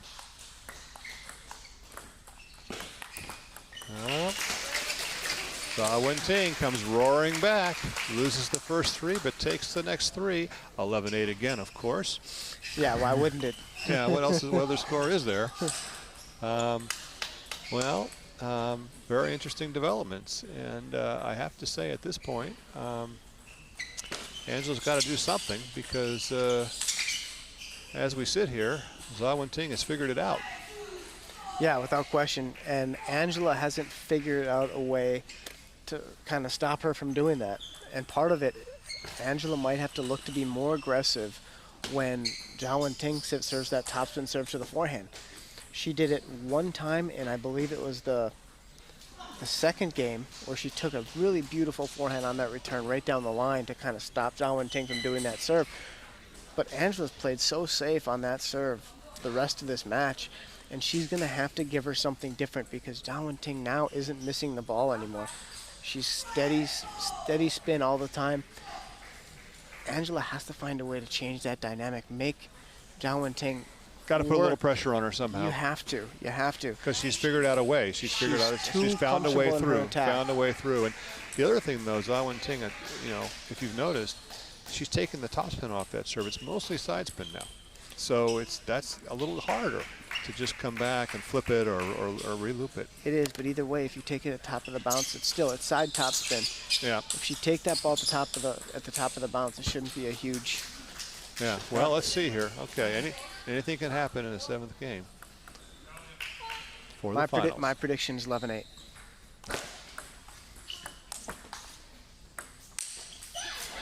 Well, I suppose you can stretch as far as you can and barely get the loop back. That'll help a little bit.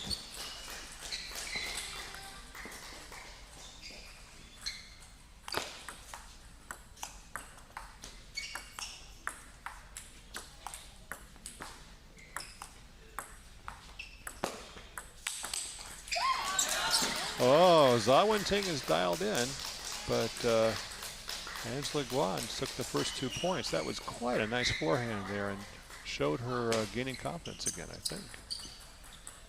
Nothing timid about it.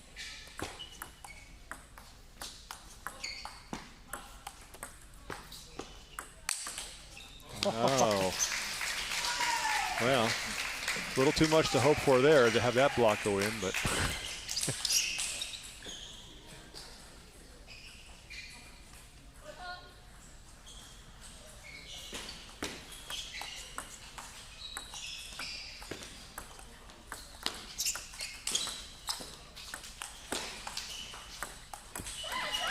Oh, shades of the earlier part of the match there. That was Angela's play. Heavy spin cross court, and Zawinting, well, I mean, she reached the net on a bounce at least.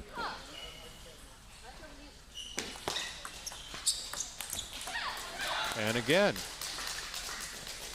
It's almost like Zawinting when she's serving that serve. She predetermines that she's going to attack the next ball. But that ball was so heavy, it didn't make any sense to attack. I don't know. I think it's all a mental and emotional thing here at this point. Both players have been playing quite well.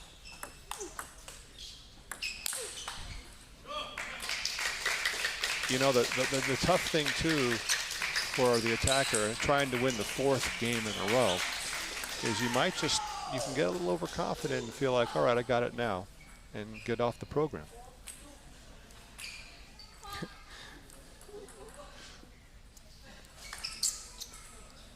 It's hard to win 4 games in a row against a good opponent. Oh, that's as Sean O'Neill would say, Carl, when you go back after being down 3-0, you go all the way back to 3-3. He'd say, "What have you accomplished?" And he would say, "Nothing." Still, Angela Guan is still a very game opponent.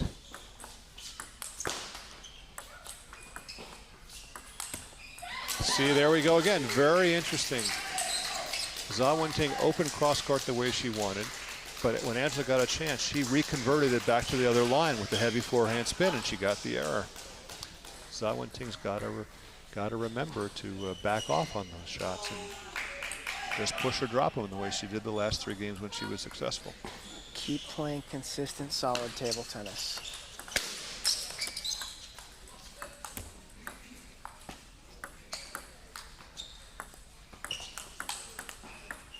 Oh boy, look at that.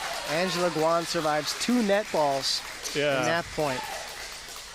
Boy. Stays with it and grinds it out.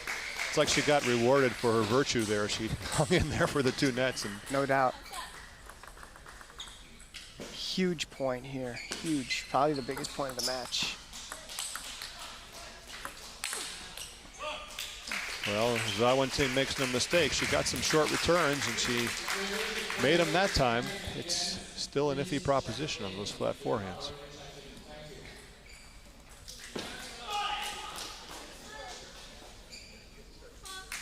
No spall points now. Let's see what she does with the serve. That's the underspin a little bit, but oh boy, big lucky point. Completely unreturnable.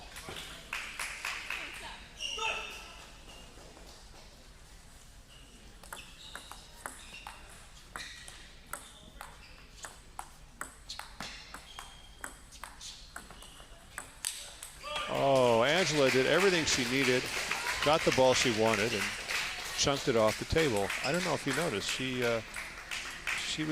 spooking a little bit with her footwork. When Za goes for the loop, she moves in and out a little bit just to kind of, yeah, just to kind of try to make her anxious, or maybe just it's an adjustment. I don't know if there's a set, but it's definitely moving her feet a little more. See there again, we got. I got to say that it's got to be about 75-25, depending on which line they play.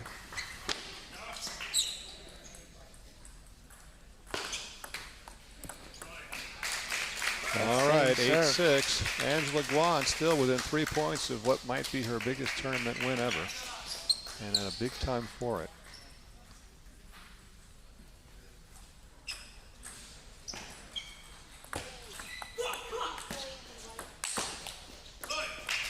Oh, she has a big win against a left-handed player at Nationals, Ying Lu, who's significantly stronger than Okay. Zhao Wenting. But a similar. So similar style, although Ying Lu's pen hold, but both lefty inverted. So Angela maybe feels more comfortable against left-handed players. Well, I guess it's the last time out made a huge difference in the match. Let's see what this one does. Angela saved hers for the very end, and she's still got a 1-point lead. You wonder if Angela has a little wrinkle she can throw in here to get this 2-point separation. Yeah. Well, it's a little. She's got to be a little more opportunistic. It's a little harder for her to, come out there and try to drive something right through. Got to look for her spot. Maybe give her a long serve or something to the back end and see what Zhao Wenting can do with it.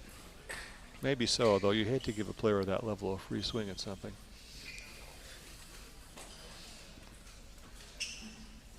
Well, we'll soon find out. We don't have to guess. Very, very tight women's semifinal match here. California State Championships. Angela Guan bucking for a big upset.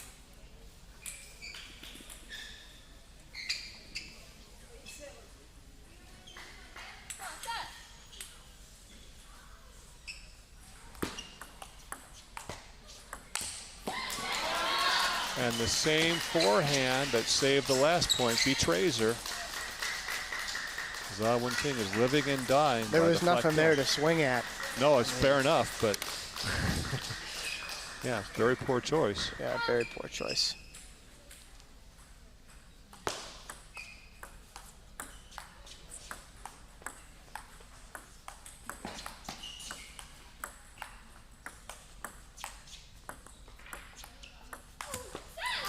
Oh boy. Angela Guan 1 point from a date with Olympian Lily Zhang in the finals here at the California State Championships at ICC.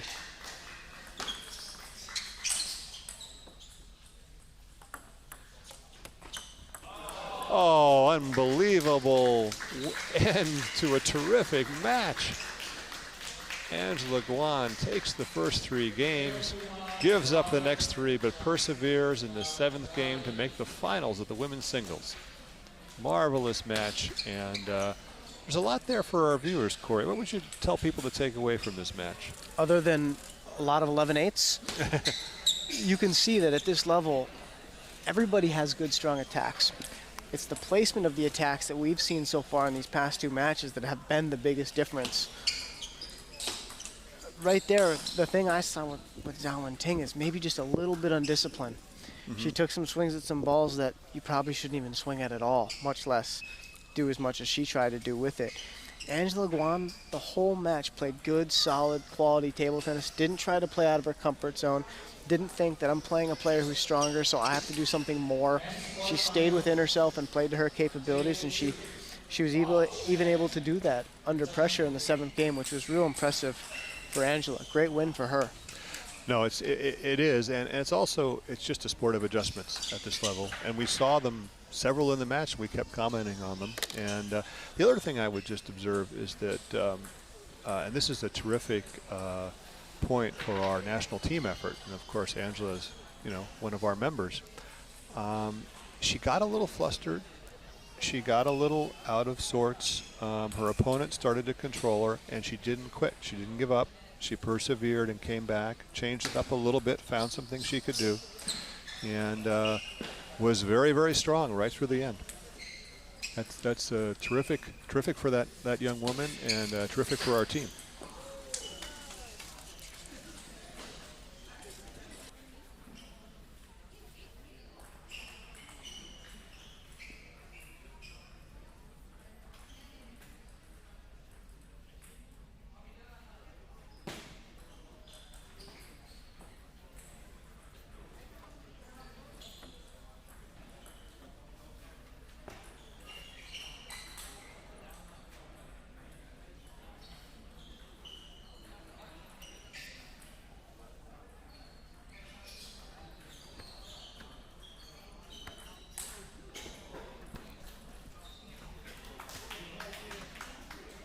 它的名字叫普福。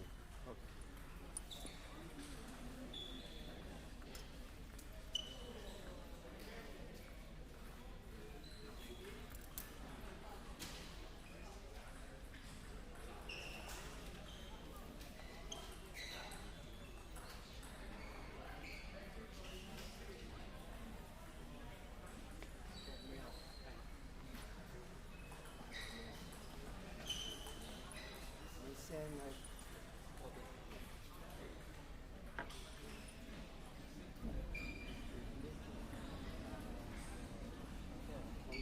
他要红色。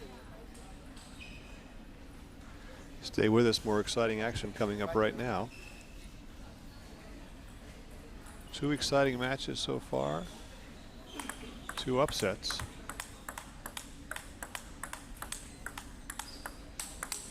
A couple of the stable of ICC coaches here. In a men's single elimination match, best 4 out of 7. We're past the round robin stage we showed you earlier.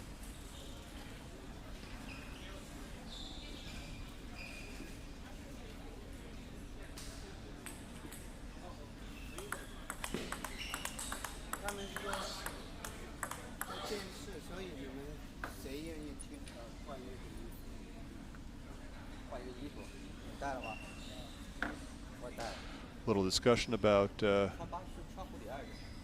shirt color, I think.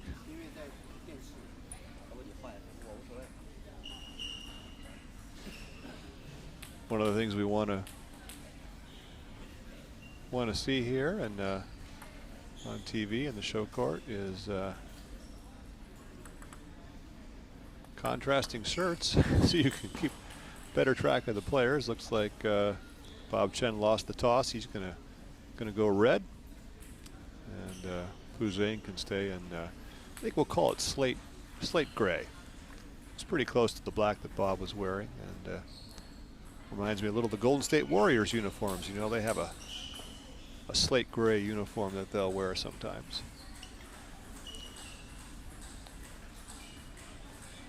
Carl Danner here with Corey Eider, bringing you the California State Championships, the inaugural California State Championships, being held here at the ICC Table Tennis Center, Milpitas, California. This is going to be a treat. These players are exciting and talented, and I mean, I just like watching them even just warm up.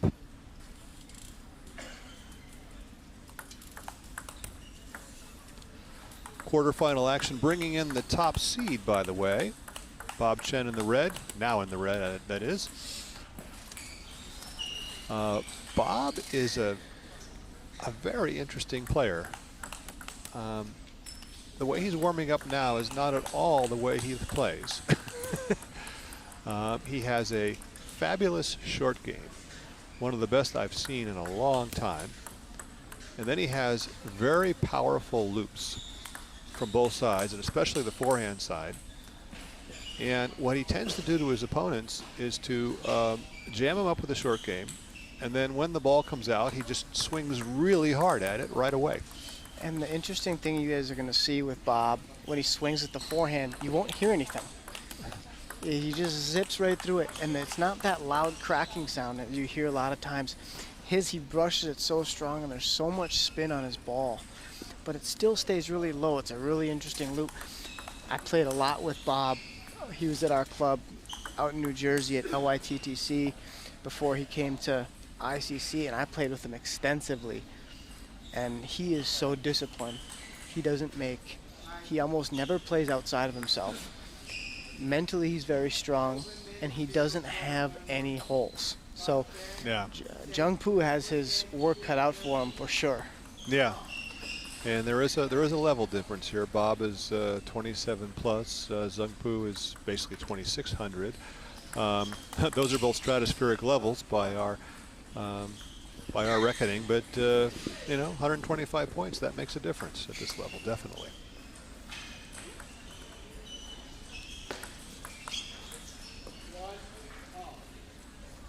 funny thing about Bob too, I mean, it's a misleading look, but if you just kind of look at his head and shoulders, he looks like he's just standing there sometimes, even in the middle of a rally, because he's so balanced and comfortable.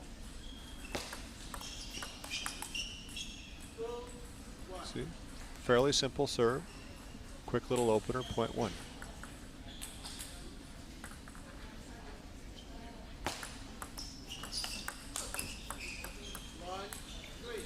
Same thing again. I will say the one thing with Bob, if you could get him to do this, if you against players of his level, if they can get him into a little longer rally, you have to survive the first, 2 or 3 shots in the rally. Then he's strong, but not quite as strong as he is right at the start. So he's going to want to play quick points and just take it right away.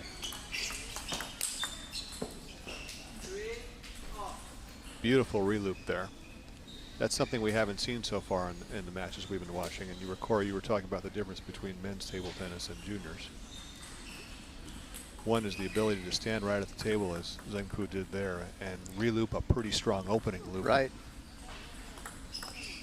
It's almost a kind of strength and power thing, because to make that reloop, you have to completely reverse the spin on a ball that's spinning quite hard. And the timing has to be very good. You have to be able to catch the ball at just the right time. If you catch it too early or too late, no chance. Well, and if you have a chance, I'm looking at the screen. It's not as clear as it is to us here live, but the legs on these players are a lot bigger and more mature than the ones you'll see on the kids. Even a strong player like Chris Shavari. I think that's what we're going to see a lot of here, Carl, is you're going to see Zheng Pu take some big risk. That was just a unforced error there, but I think he knows that he's going to have to come up with some pretty spectacular shot making to get through a player the quality of Bob Chen. Well, and the problem with playing against Bob too is that if you do open, but it's not good enough. Oh, circus point. Amazing reflexes. Highly entertaining, probably not to Bob. But if you do open, even if you get what looks like a good opening against him, but you don't make it strong enough, he'll just reloop it. Right at the table, he'll just stand there and put it past you.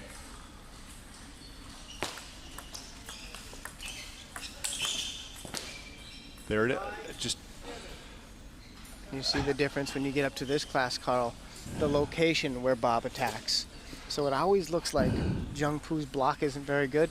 Well, it's because the location on Bob's attack, it changes all the time according to where Zheng Pu is positioned. But those last 2 shots from Bob, I mean. That's 2,900 stuff. It barely looks like he's swinging. I mean, there's more that I'm seeing, but I mean, he moves right into position and then just very quickly, boom, you know? Yeah, and you don't hear that loud crack. You just, yeah. He brushes it so nicely. Yeah. I think we're going to call that a hyperspace loop.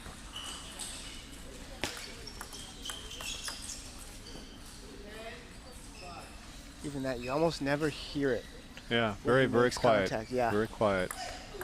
And Zheng Pu doesn't have an answer for that quick opener right off the bounce.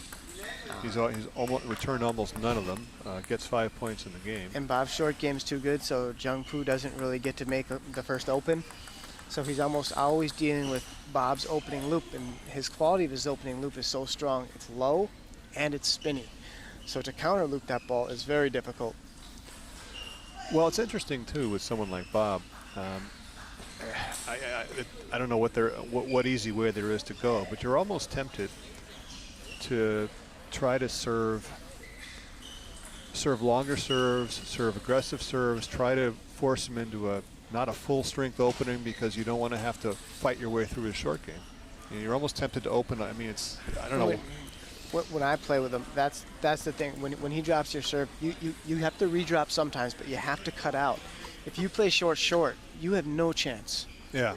Unless you have a short game up to his standard, which Jungpoo does not, you have to be willing to cut out and play a little bit of defense. Yeah, you have to kind of mix it up with him and give him a few swings.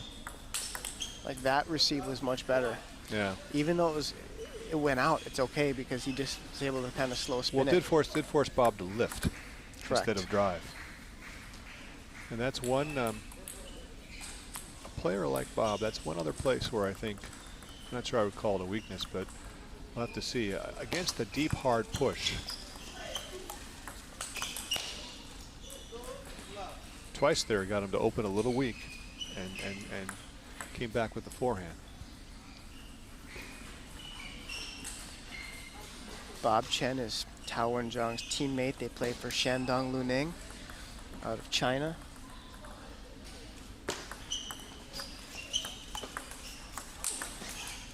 Interesting enough, it's the same team that Zhou Xin played for, just a little bit different age category.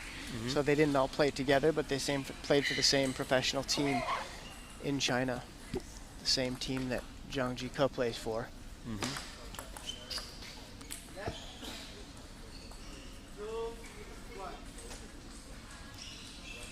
They will be pretty familiar with each other.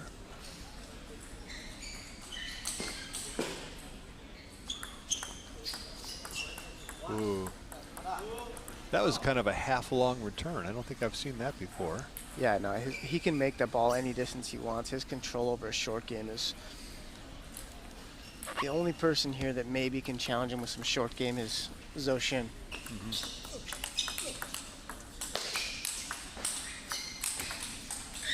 Beautiful rally. Both players showing some chops there, but Bob remaining in control. Still 3-2. This is a much more competitive game so far than the first one was.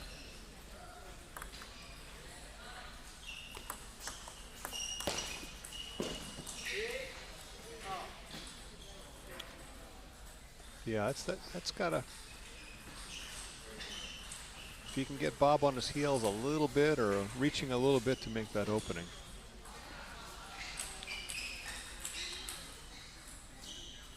It's all terribly risky stuff, though.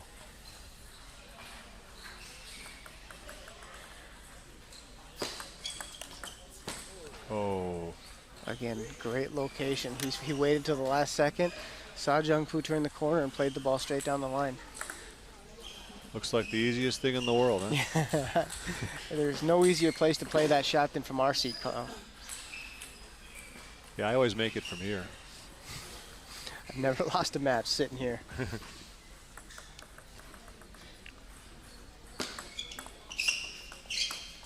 Wow, that was a great shot there by Jungpoo to keep that ball down. He was not in position at all to make that shot, but he You made know, it. but we've seen that one several times today already from different players. Not quite at that level, but you know, that heavy short ball, you let it fall down, you lift it up slowly.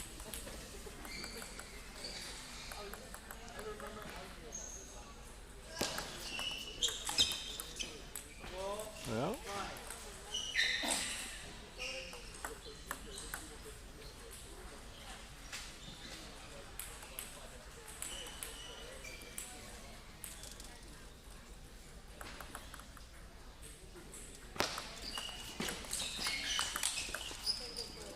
Yikes.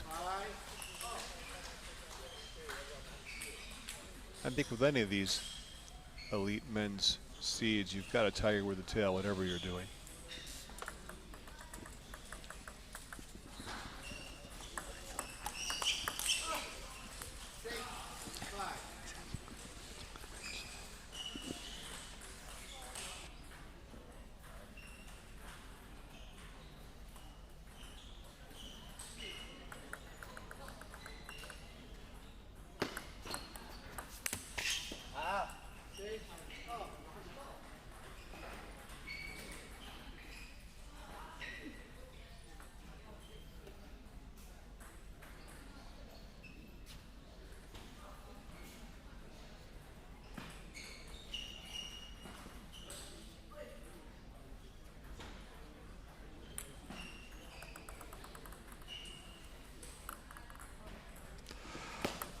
Okay, 6-all.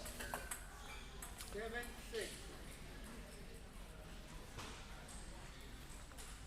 Pu Zheng is hanging in there. It's obviously a lot better game for him than the first one. But he's lost his lead now. Oh, not a good shot. I think we verified that nobody in the room can make that one. All the players in all the matches we've seen have tried it, perhaps with the exception of our chopper. 7-8. Pu Zheng hanging in there.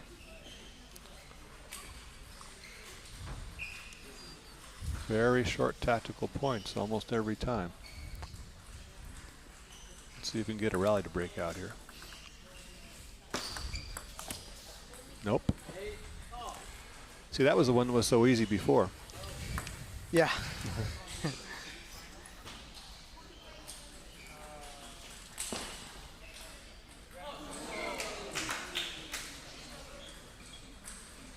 You hear a little ooh and ah over there. And Lou made a What a lucky block. location with that ball, man. Whoa. That is so good. That is so good.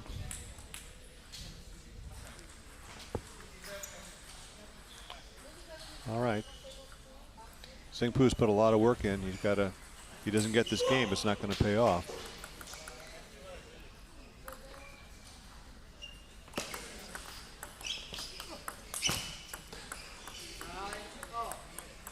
That is such an underrated shot. So many players do not know to try that. That spinny, soft loop. You can stay in the game with someone at almost any level if you can put that shot on the table.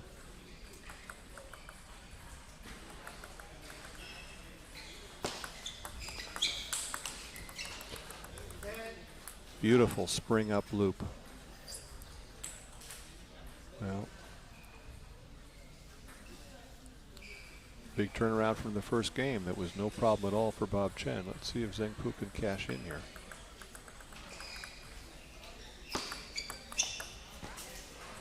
Well, and so he gives a little slow, low looping return and wins it himself.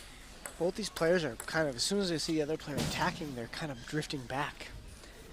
And they need to stay up, because neither of them are attacking the first ball really, really strong. They're both playing the slow, heavy spin on the first shot.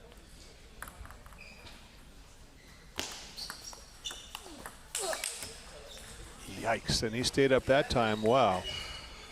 If you stay up like that, you can catch the ball at the top of the bounce and reverse the spin, but if you back up, even the ball's falling, you're in trouble. Then you're stabbing up at it and you're just out of it. You're out of it. Yeah, you're fishing at that point. Yeah.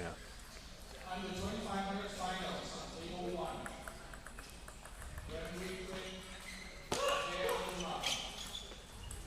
All right. Well, top seed didn't cruise that game. Some tremendous shot making, Carl, there from Zheng Pu, especially off the forehand side. And he's really taking a lot of risk with the forehand, but that's his chance. That's his chance in this game. He has to play high risk from on the forehand side. He's got to find a way to disrupt Bob Chen a little bit. He can't play that short stuff. That's what happened kind of in the end of the first game, and Bob kind of just ran a slew of points off. Well, and you're exactly right. And because Bob's short game is so tough, you're just not going to get a push that you can loop. So you need to allow Bob to do something that you can, try to get in off. Yeah. Yeah. Very tight, very tactical match.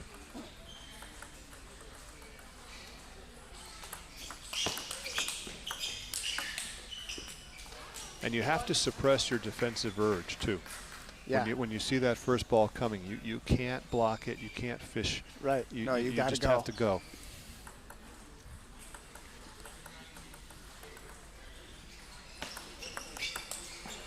And the part that's missing and is so important for some of our players is in order to go that way, you absolutely need tough, tight footwork to let you cut that ball off and not retreat.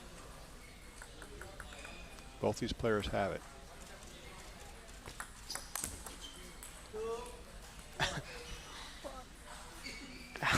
That was pretty optimistic. Yeah, no. That was never going in. I can even see that from here. I mean, I understand not wanting to play short. Well, for the benefit of our viewers, we're still hoping to see some more rallies break out in this match.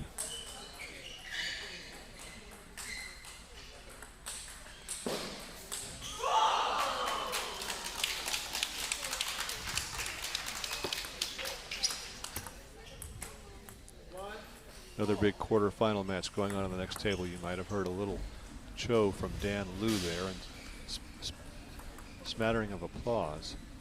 He and Joe Zinn are going in some big rallies.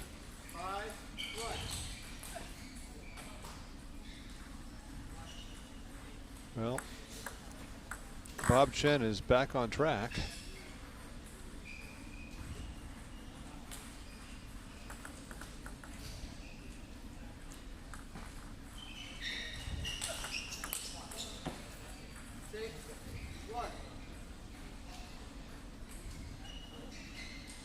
Zingpu has lost his traction in this game. You're going to see some of that when he feels like he's got to play some high risk. It's almost like when he's going to lose badly. But he's still, it's his only chance to win.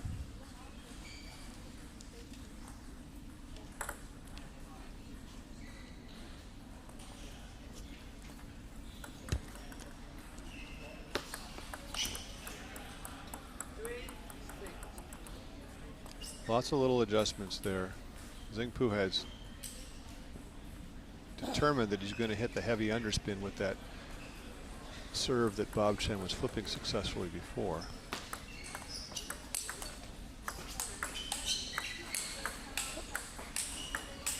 Oh, fabulous rally. Zingpu with the big reverse penhold backhand loops. Interesting way Bob Chen lost the point, though. He was going for the winner. He was not intimidated at all. Stepped around and was going to just hit it up the line. Didn't quite get there.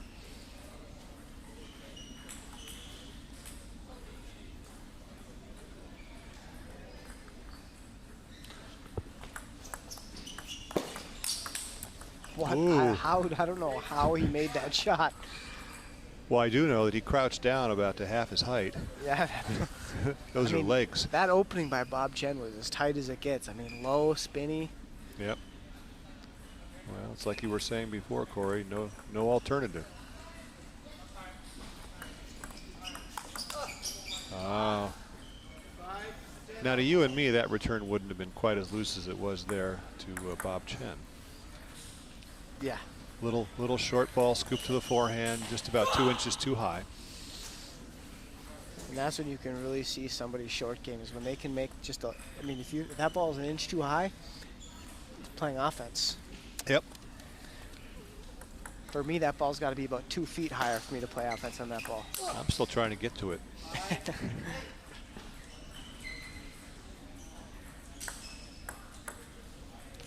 All right. Zingpu has reduced the lead a little bit, but not enough. There we go. 8-6.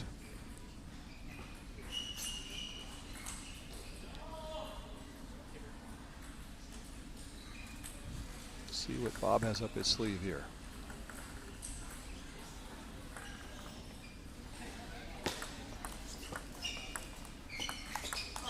Oh. He's just Feint and drop and nothing ball serve and back and forth, and finally one of them makes a little flip and it's done. Jungpu has got to stay away from short. Anytime they go short, Bob just ties him up in a knot.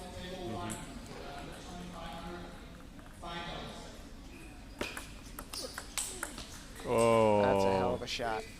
2 hell of a shots, actually. I Yeah. thought that was a very nice banana ball backhand return, but Bob was right there and just stuck it away. He's got 4 game points to go up 2-1 here in the quarterfinals. Nope. Even at this level, Carl, that was a side topspin serve, and Bob Chen dropped that thing so short and low off a topspin serve. Yeah. That's incredible. Yeah, it's we were talking a little before off camera. You know, you provide a really spinny, deceptive serve, and all you get for your trouble is a little thing you can't do anything with. Yeah. And it's not, you haven't lost the point yet, but. And he took all that topspin and used it against you. Yeah. So now you got a low, short ball that's heavy, so you have to push it out. You have no choice, and you're over the table. Yeah. So it's a tough world when somebody's short game is that good. Mm-hmm.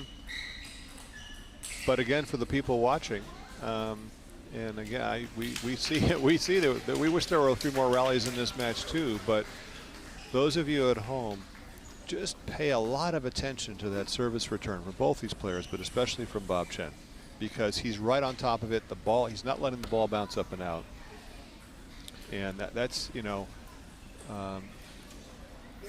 Not only is it fabulous technique, but it denies that time to your opponent. The number 2 seed just went out. Dan Liu took out Zhou Xin. They were, well, and viewers were hearing a few cheers and some exclamations from that match. Quite an upset there. Dana again, 2600 level. Zhou Xin 27-22, second seed.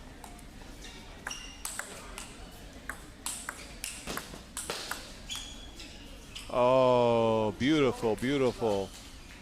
And for once in a long time, Bob Chen was not quite in position for that ball. Who would have thunk? That doesn't happen often, that's for sure. Whoa! Ouch. That was such a lovely serve. I was just admiring it. But Bob Chen thought it was something he should loop off the corner, and so there it was. I mean, the edge was just the icing on the cake. Well, that was an edge serve, so I guess that's what it takes. Very, very spinny side spin offerings, though. You can watch the ball move.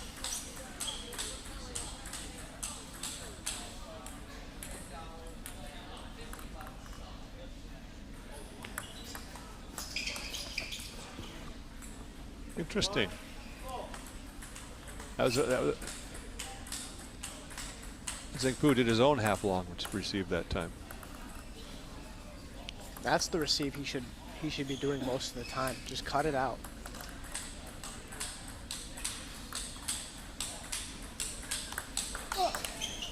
Oh, surprise. Serve wasn't a surprise.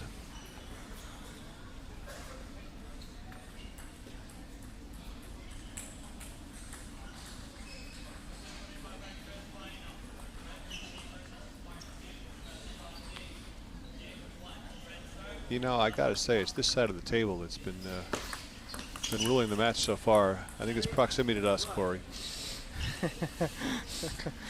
Whoever plays on our side has been. I think these guys want to stay as far away from my game as they can get.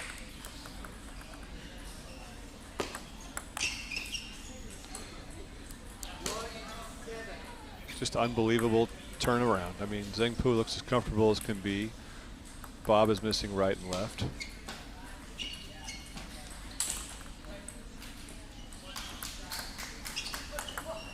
Well, there he got one in. For players at this level, too, it's interesting how much bigger the table is. You noticed how Bob looped that halfway up the line and off.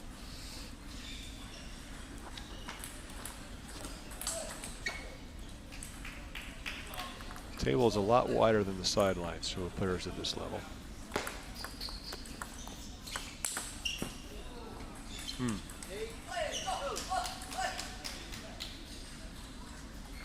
Bob knew that was dead. He just waved his racket at it dismissively.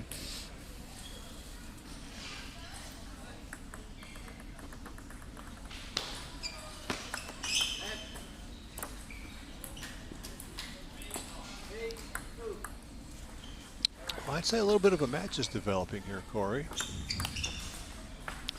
Even though it's a tactical one. He's made some nice adjustments. He's cutting out the serve a lot more, and he's willing to take some more chances serving long. And that's been a big adjustment for him. Really smart adjustments. It's a great point because sometimes against a really high-level player, you're tempted to just serve short because you're afraid. But the problem is that if you do that, you're just telegraphing where he can expect it. Yeah, no, when you're playing somebody who's stronger than you, you have to have something on your side. And sometimes your best weapon is being unpredictable, where he doesn't really kind of know what to expect. And so you have to sometimes serve long. You can't just serve short, especially somebody whose short game is so good. And there we go. 2 games apiece, and suddenly the top seed is in more of a dogfight than he might have anticipated. And the thing that's a little bit shocking to me is Bob Chen is usually pretty stoic. And the 2 games he's lost, he's kind of been a little bit pissed. and that, you don't see that out of him very often. I've been in his corner against, he's given up huge leads in the 7th, and he stays very calm, cool, and collected. He seems a little bit flustered today. Maybe he's just not happy with how he's playing. But very unusual to see that frustration out of Bob. Well, and certainly, I mean, he's coming back to our side of the table here, so I don't know if that makes him the favorite in this game or not. But 2 out of 3 to 11, that's a lot less predictable proposition. Well, we've only had 1 close game. Yeah. We've had 1 deuce game that Jungpoo won, and the other games have been kind of blowouts. Just to runaways, yeah. So,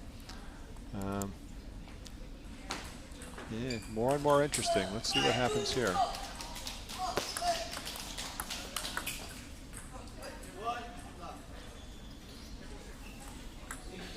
See if, for once, one player can carry his momentum through the next game.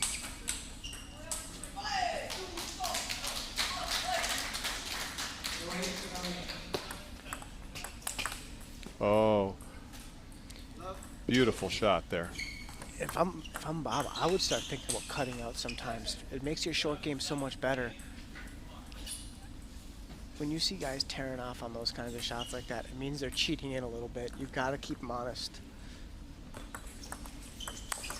Well, sure. The same rule applies to the stronger players, the weaker. You know, because you don't want to get too predictable yourself. Yeah, Bob's playing either a drop shot or a flip with the backhand every single time. That there's no change in or any variety. I'd like to see him cut out sometimes.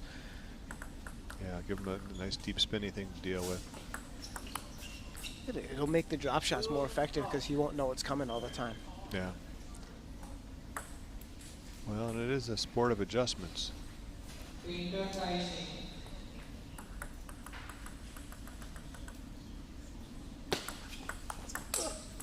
No. Something about that side of the table, I don't know. That was a brick.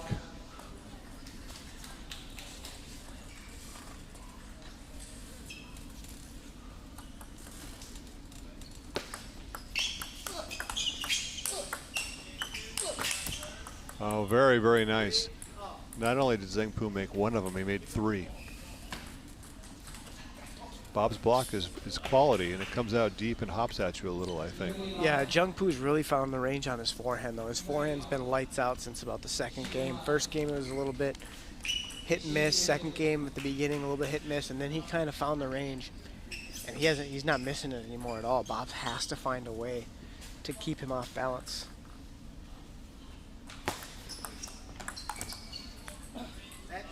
That serve. You know, maybe this will be the second tight game.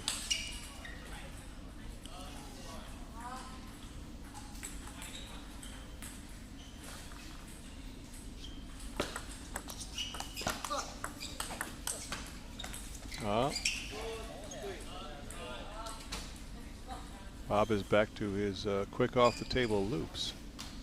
Just right off the bounce there.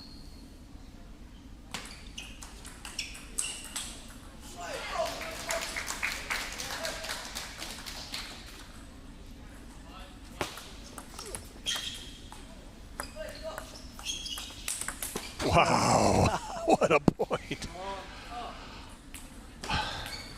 Wow. Lights out and total commitment on the forehand. There's just no alternative.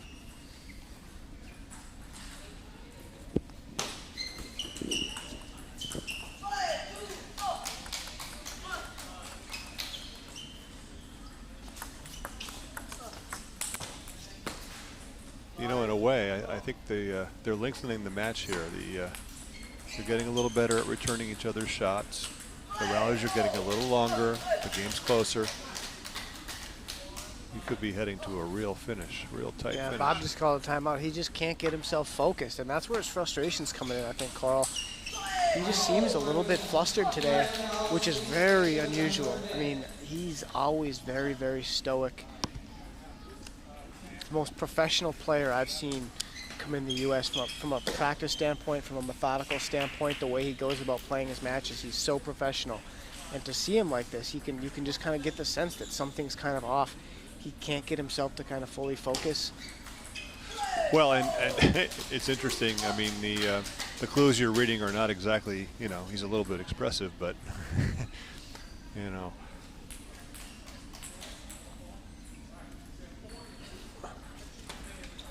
Interesting time for a timeout, and I think it does have to relate to focus, as you say. It's not a tactical timeout. No, it's to no, recollect it's himself. 2-2-5-4. It's not. Well, huge there's a funny moment. thing here too. You mentioned that they're teammates from China. No, these two aren't. Bob and Tao and Zhang. Oh, Bob and are Tao and teammates. Zhang. No, Oh, so these guys are not. no, Okay. no. Zhang Pu originally came from Atlanta. I don't know where in China he's from. Okay. But at a minimum, they're coaching mates here at ICC. Yeah. And Yeah, no, these two, I don't know how much they've played, but Bob, Tao and Zhang, and Zhou Shen all played on the same professional team in China. Shandong Luneng. oh, tough return, cutting it out just as you recommended, and got the error. So 3 in a row for Zheng Pu, a little break, creating a little distance.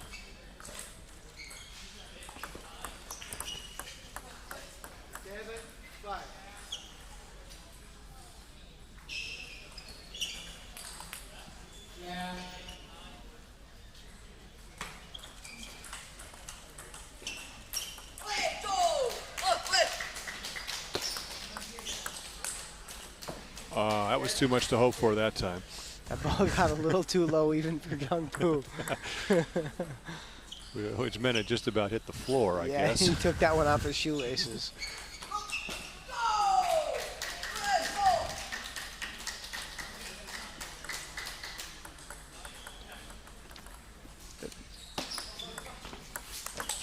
Oh, That's the difference between 2,600 and 2,750. That was a terrible location by Zhang Pu to hit the ball to, because you know Bob has to guess. You've Yep. got to play that ball to a better location than that. and Bob guessed wonderfully and just made it look so easy. Yeah, yeah, he telegraphed He's that. back to 7-all. Nothing ball serve. Nothing but loop too. Yep.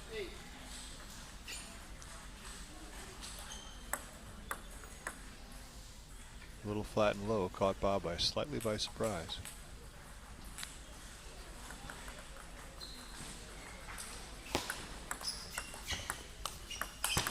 Ooh. Now that's the difference again. That wasn't that special a loop by standards of this match, but it was perfectly placed. The net helped, but still. Yeah, whether it hits the net or not, though, Zhang Pu's not touching that ball. Points over. Yep. Beautiful placement. That forehand hip, you know, just put a big blinking red light on it. Hit the ball there.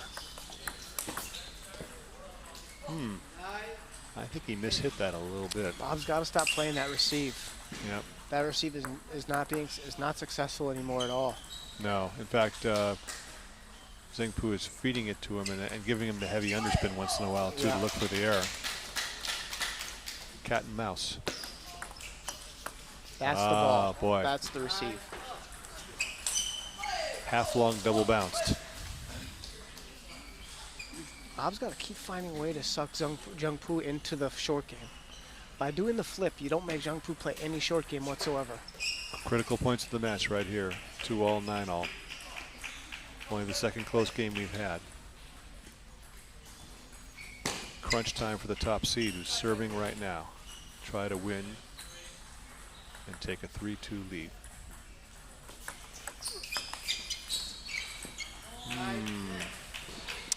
Nothing special about that serve, I'm afraid. Okay, Zhang Pu can take his first lead in the match by winning this point.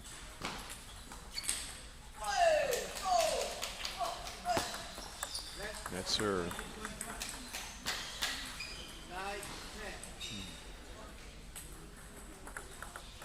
See if Bob's got anything up his sleeve here. This is exactly the time he needs it. He's got a good serve long down the line. I wonder if he's going to use it. Oh. Oh, I breathed a big sigh of relief there. He dug it heavy and it worked. The deception got him the point he desperately needed. But still deuce.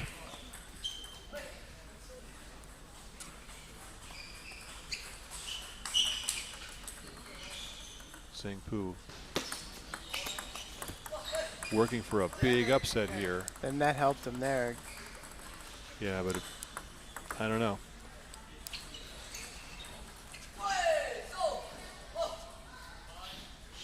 Bob has not been successful with that backhand flick. Well, he got it to a different location that time. Made all the difference. Oh, look at that. Off the bounce, slow loop, hits the corner. And Bob Chen takes the second close game in the match and takes a 3-2 lead. Well on his way, perhaps, to sustaining his top seed and seeding and making it out to the semifinals, although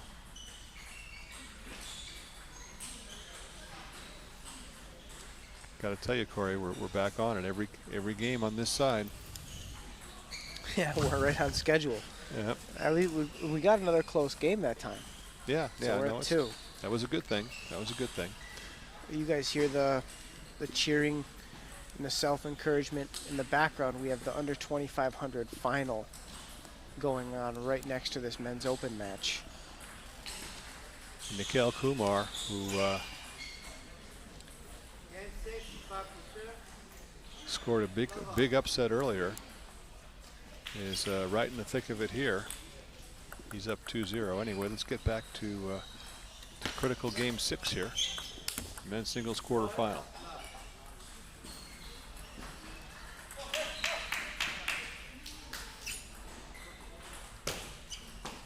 Zhang Pu gave it all he had that last game, and it wasn't quite enough. Very nice backhand loop. It's the table, skids a little sideways.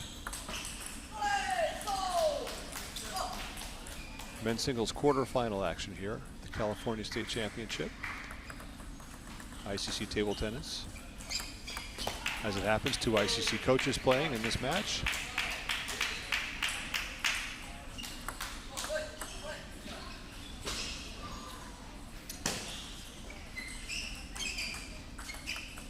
Zhang Pu serving, up 2 points to 1, but down 3 games to 2. Trying to stay in this quarterfinal against the top seed, Bob Chen.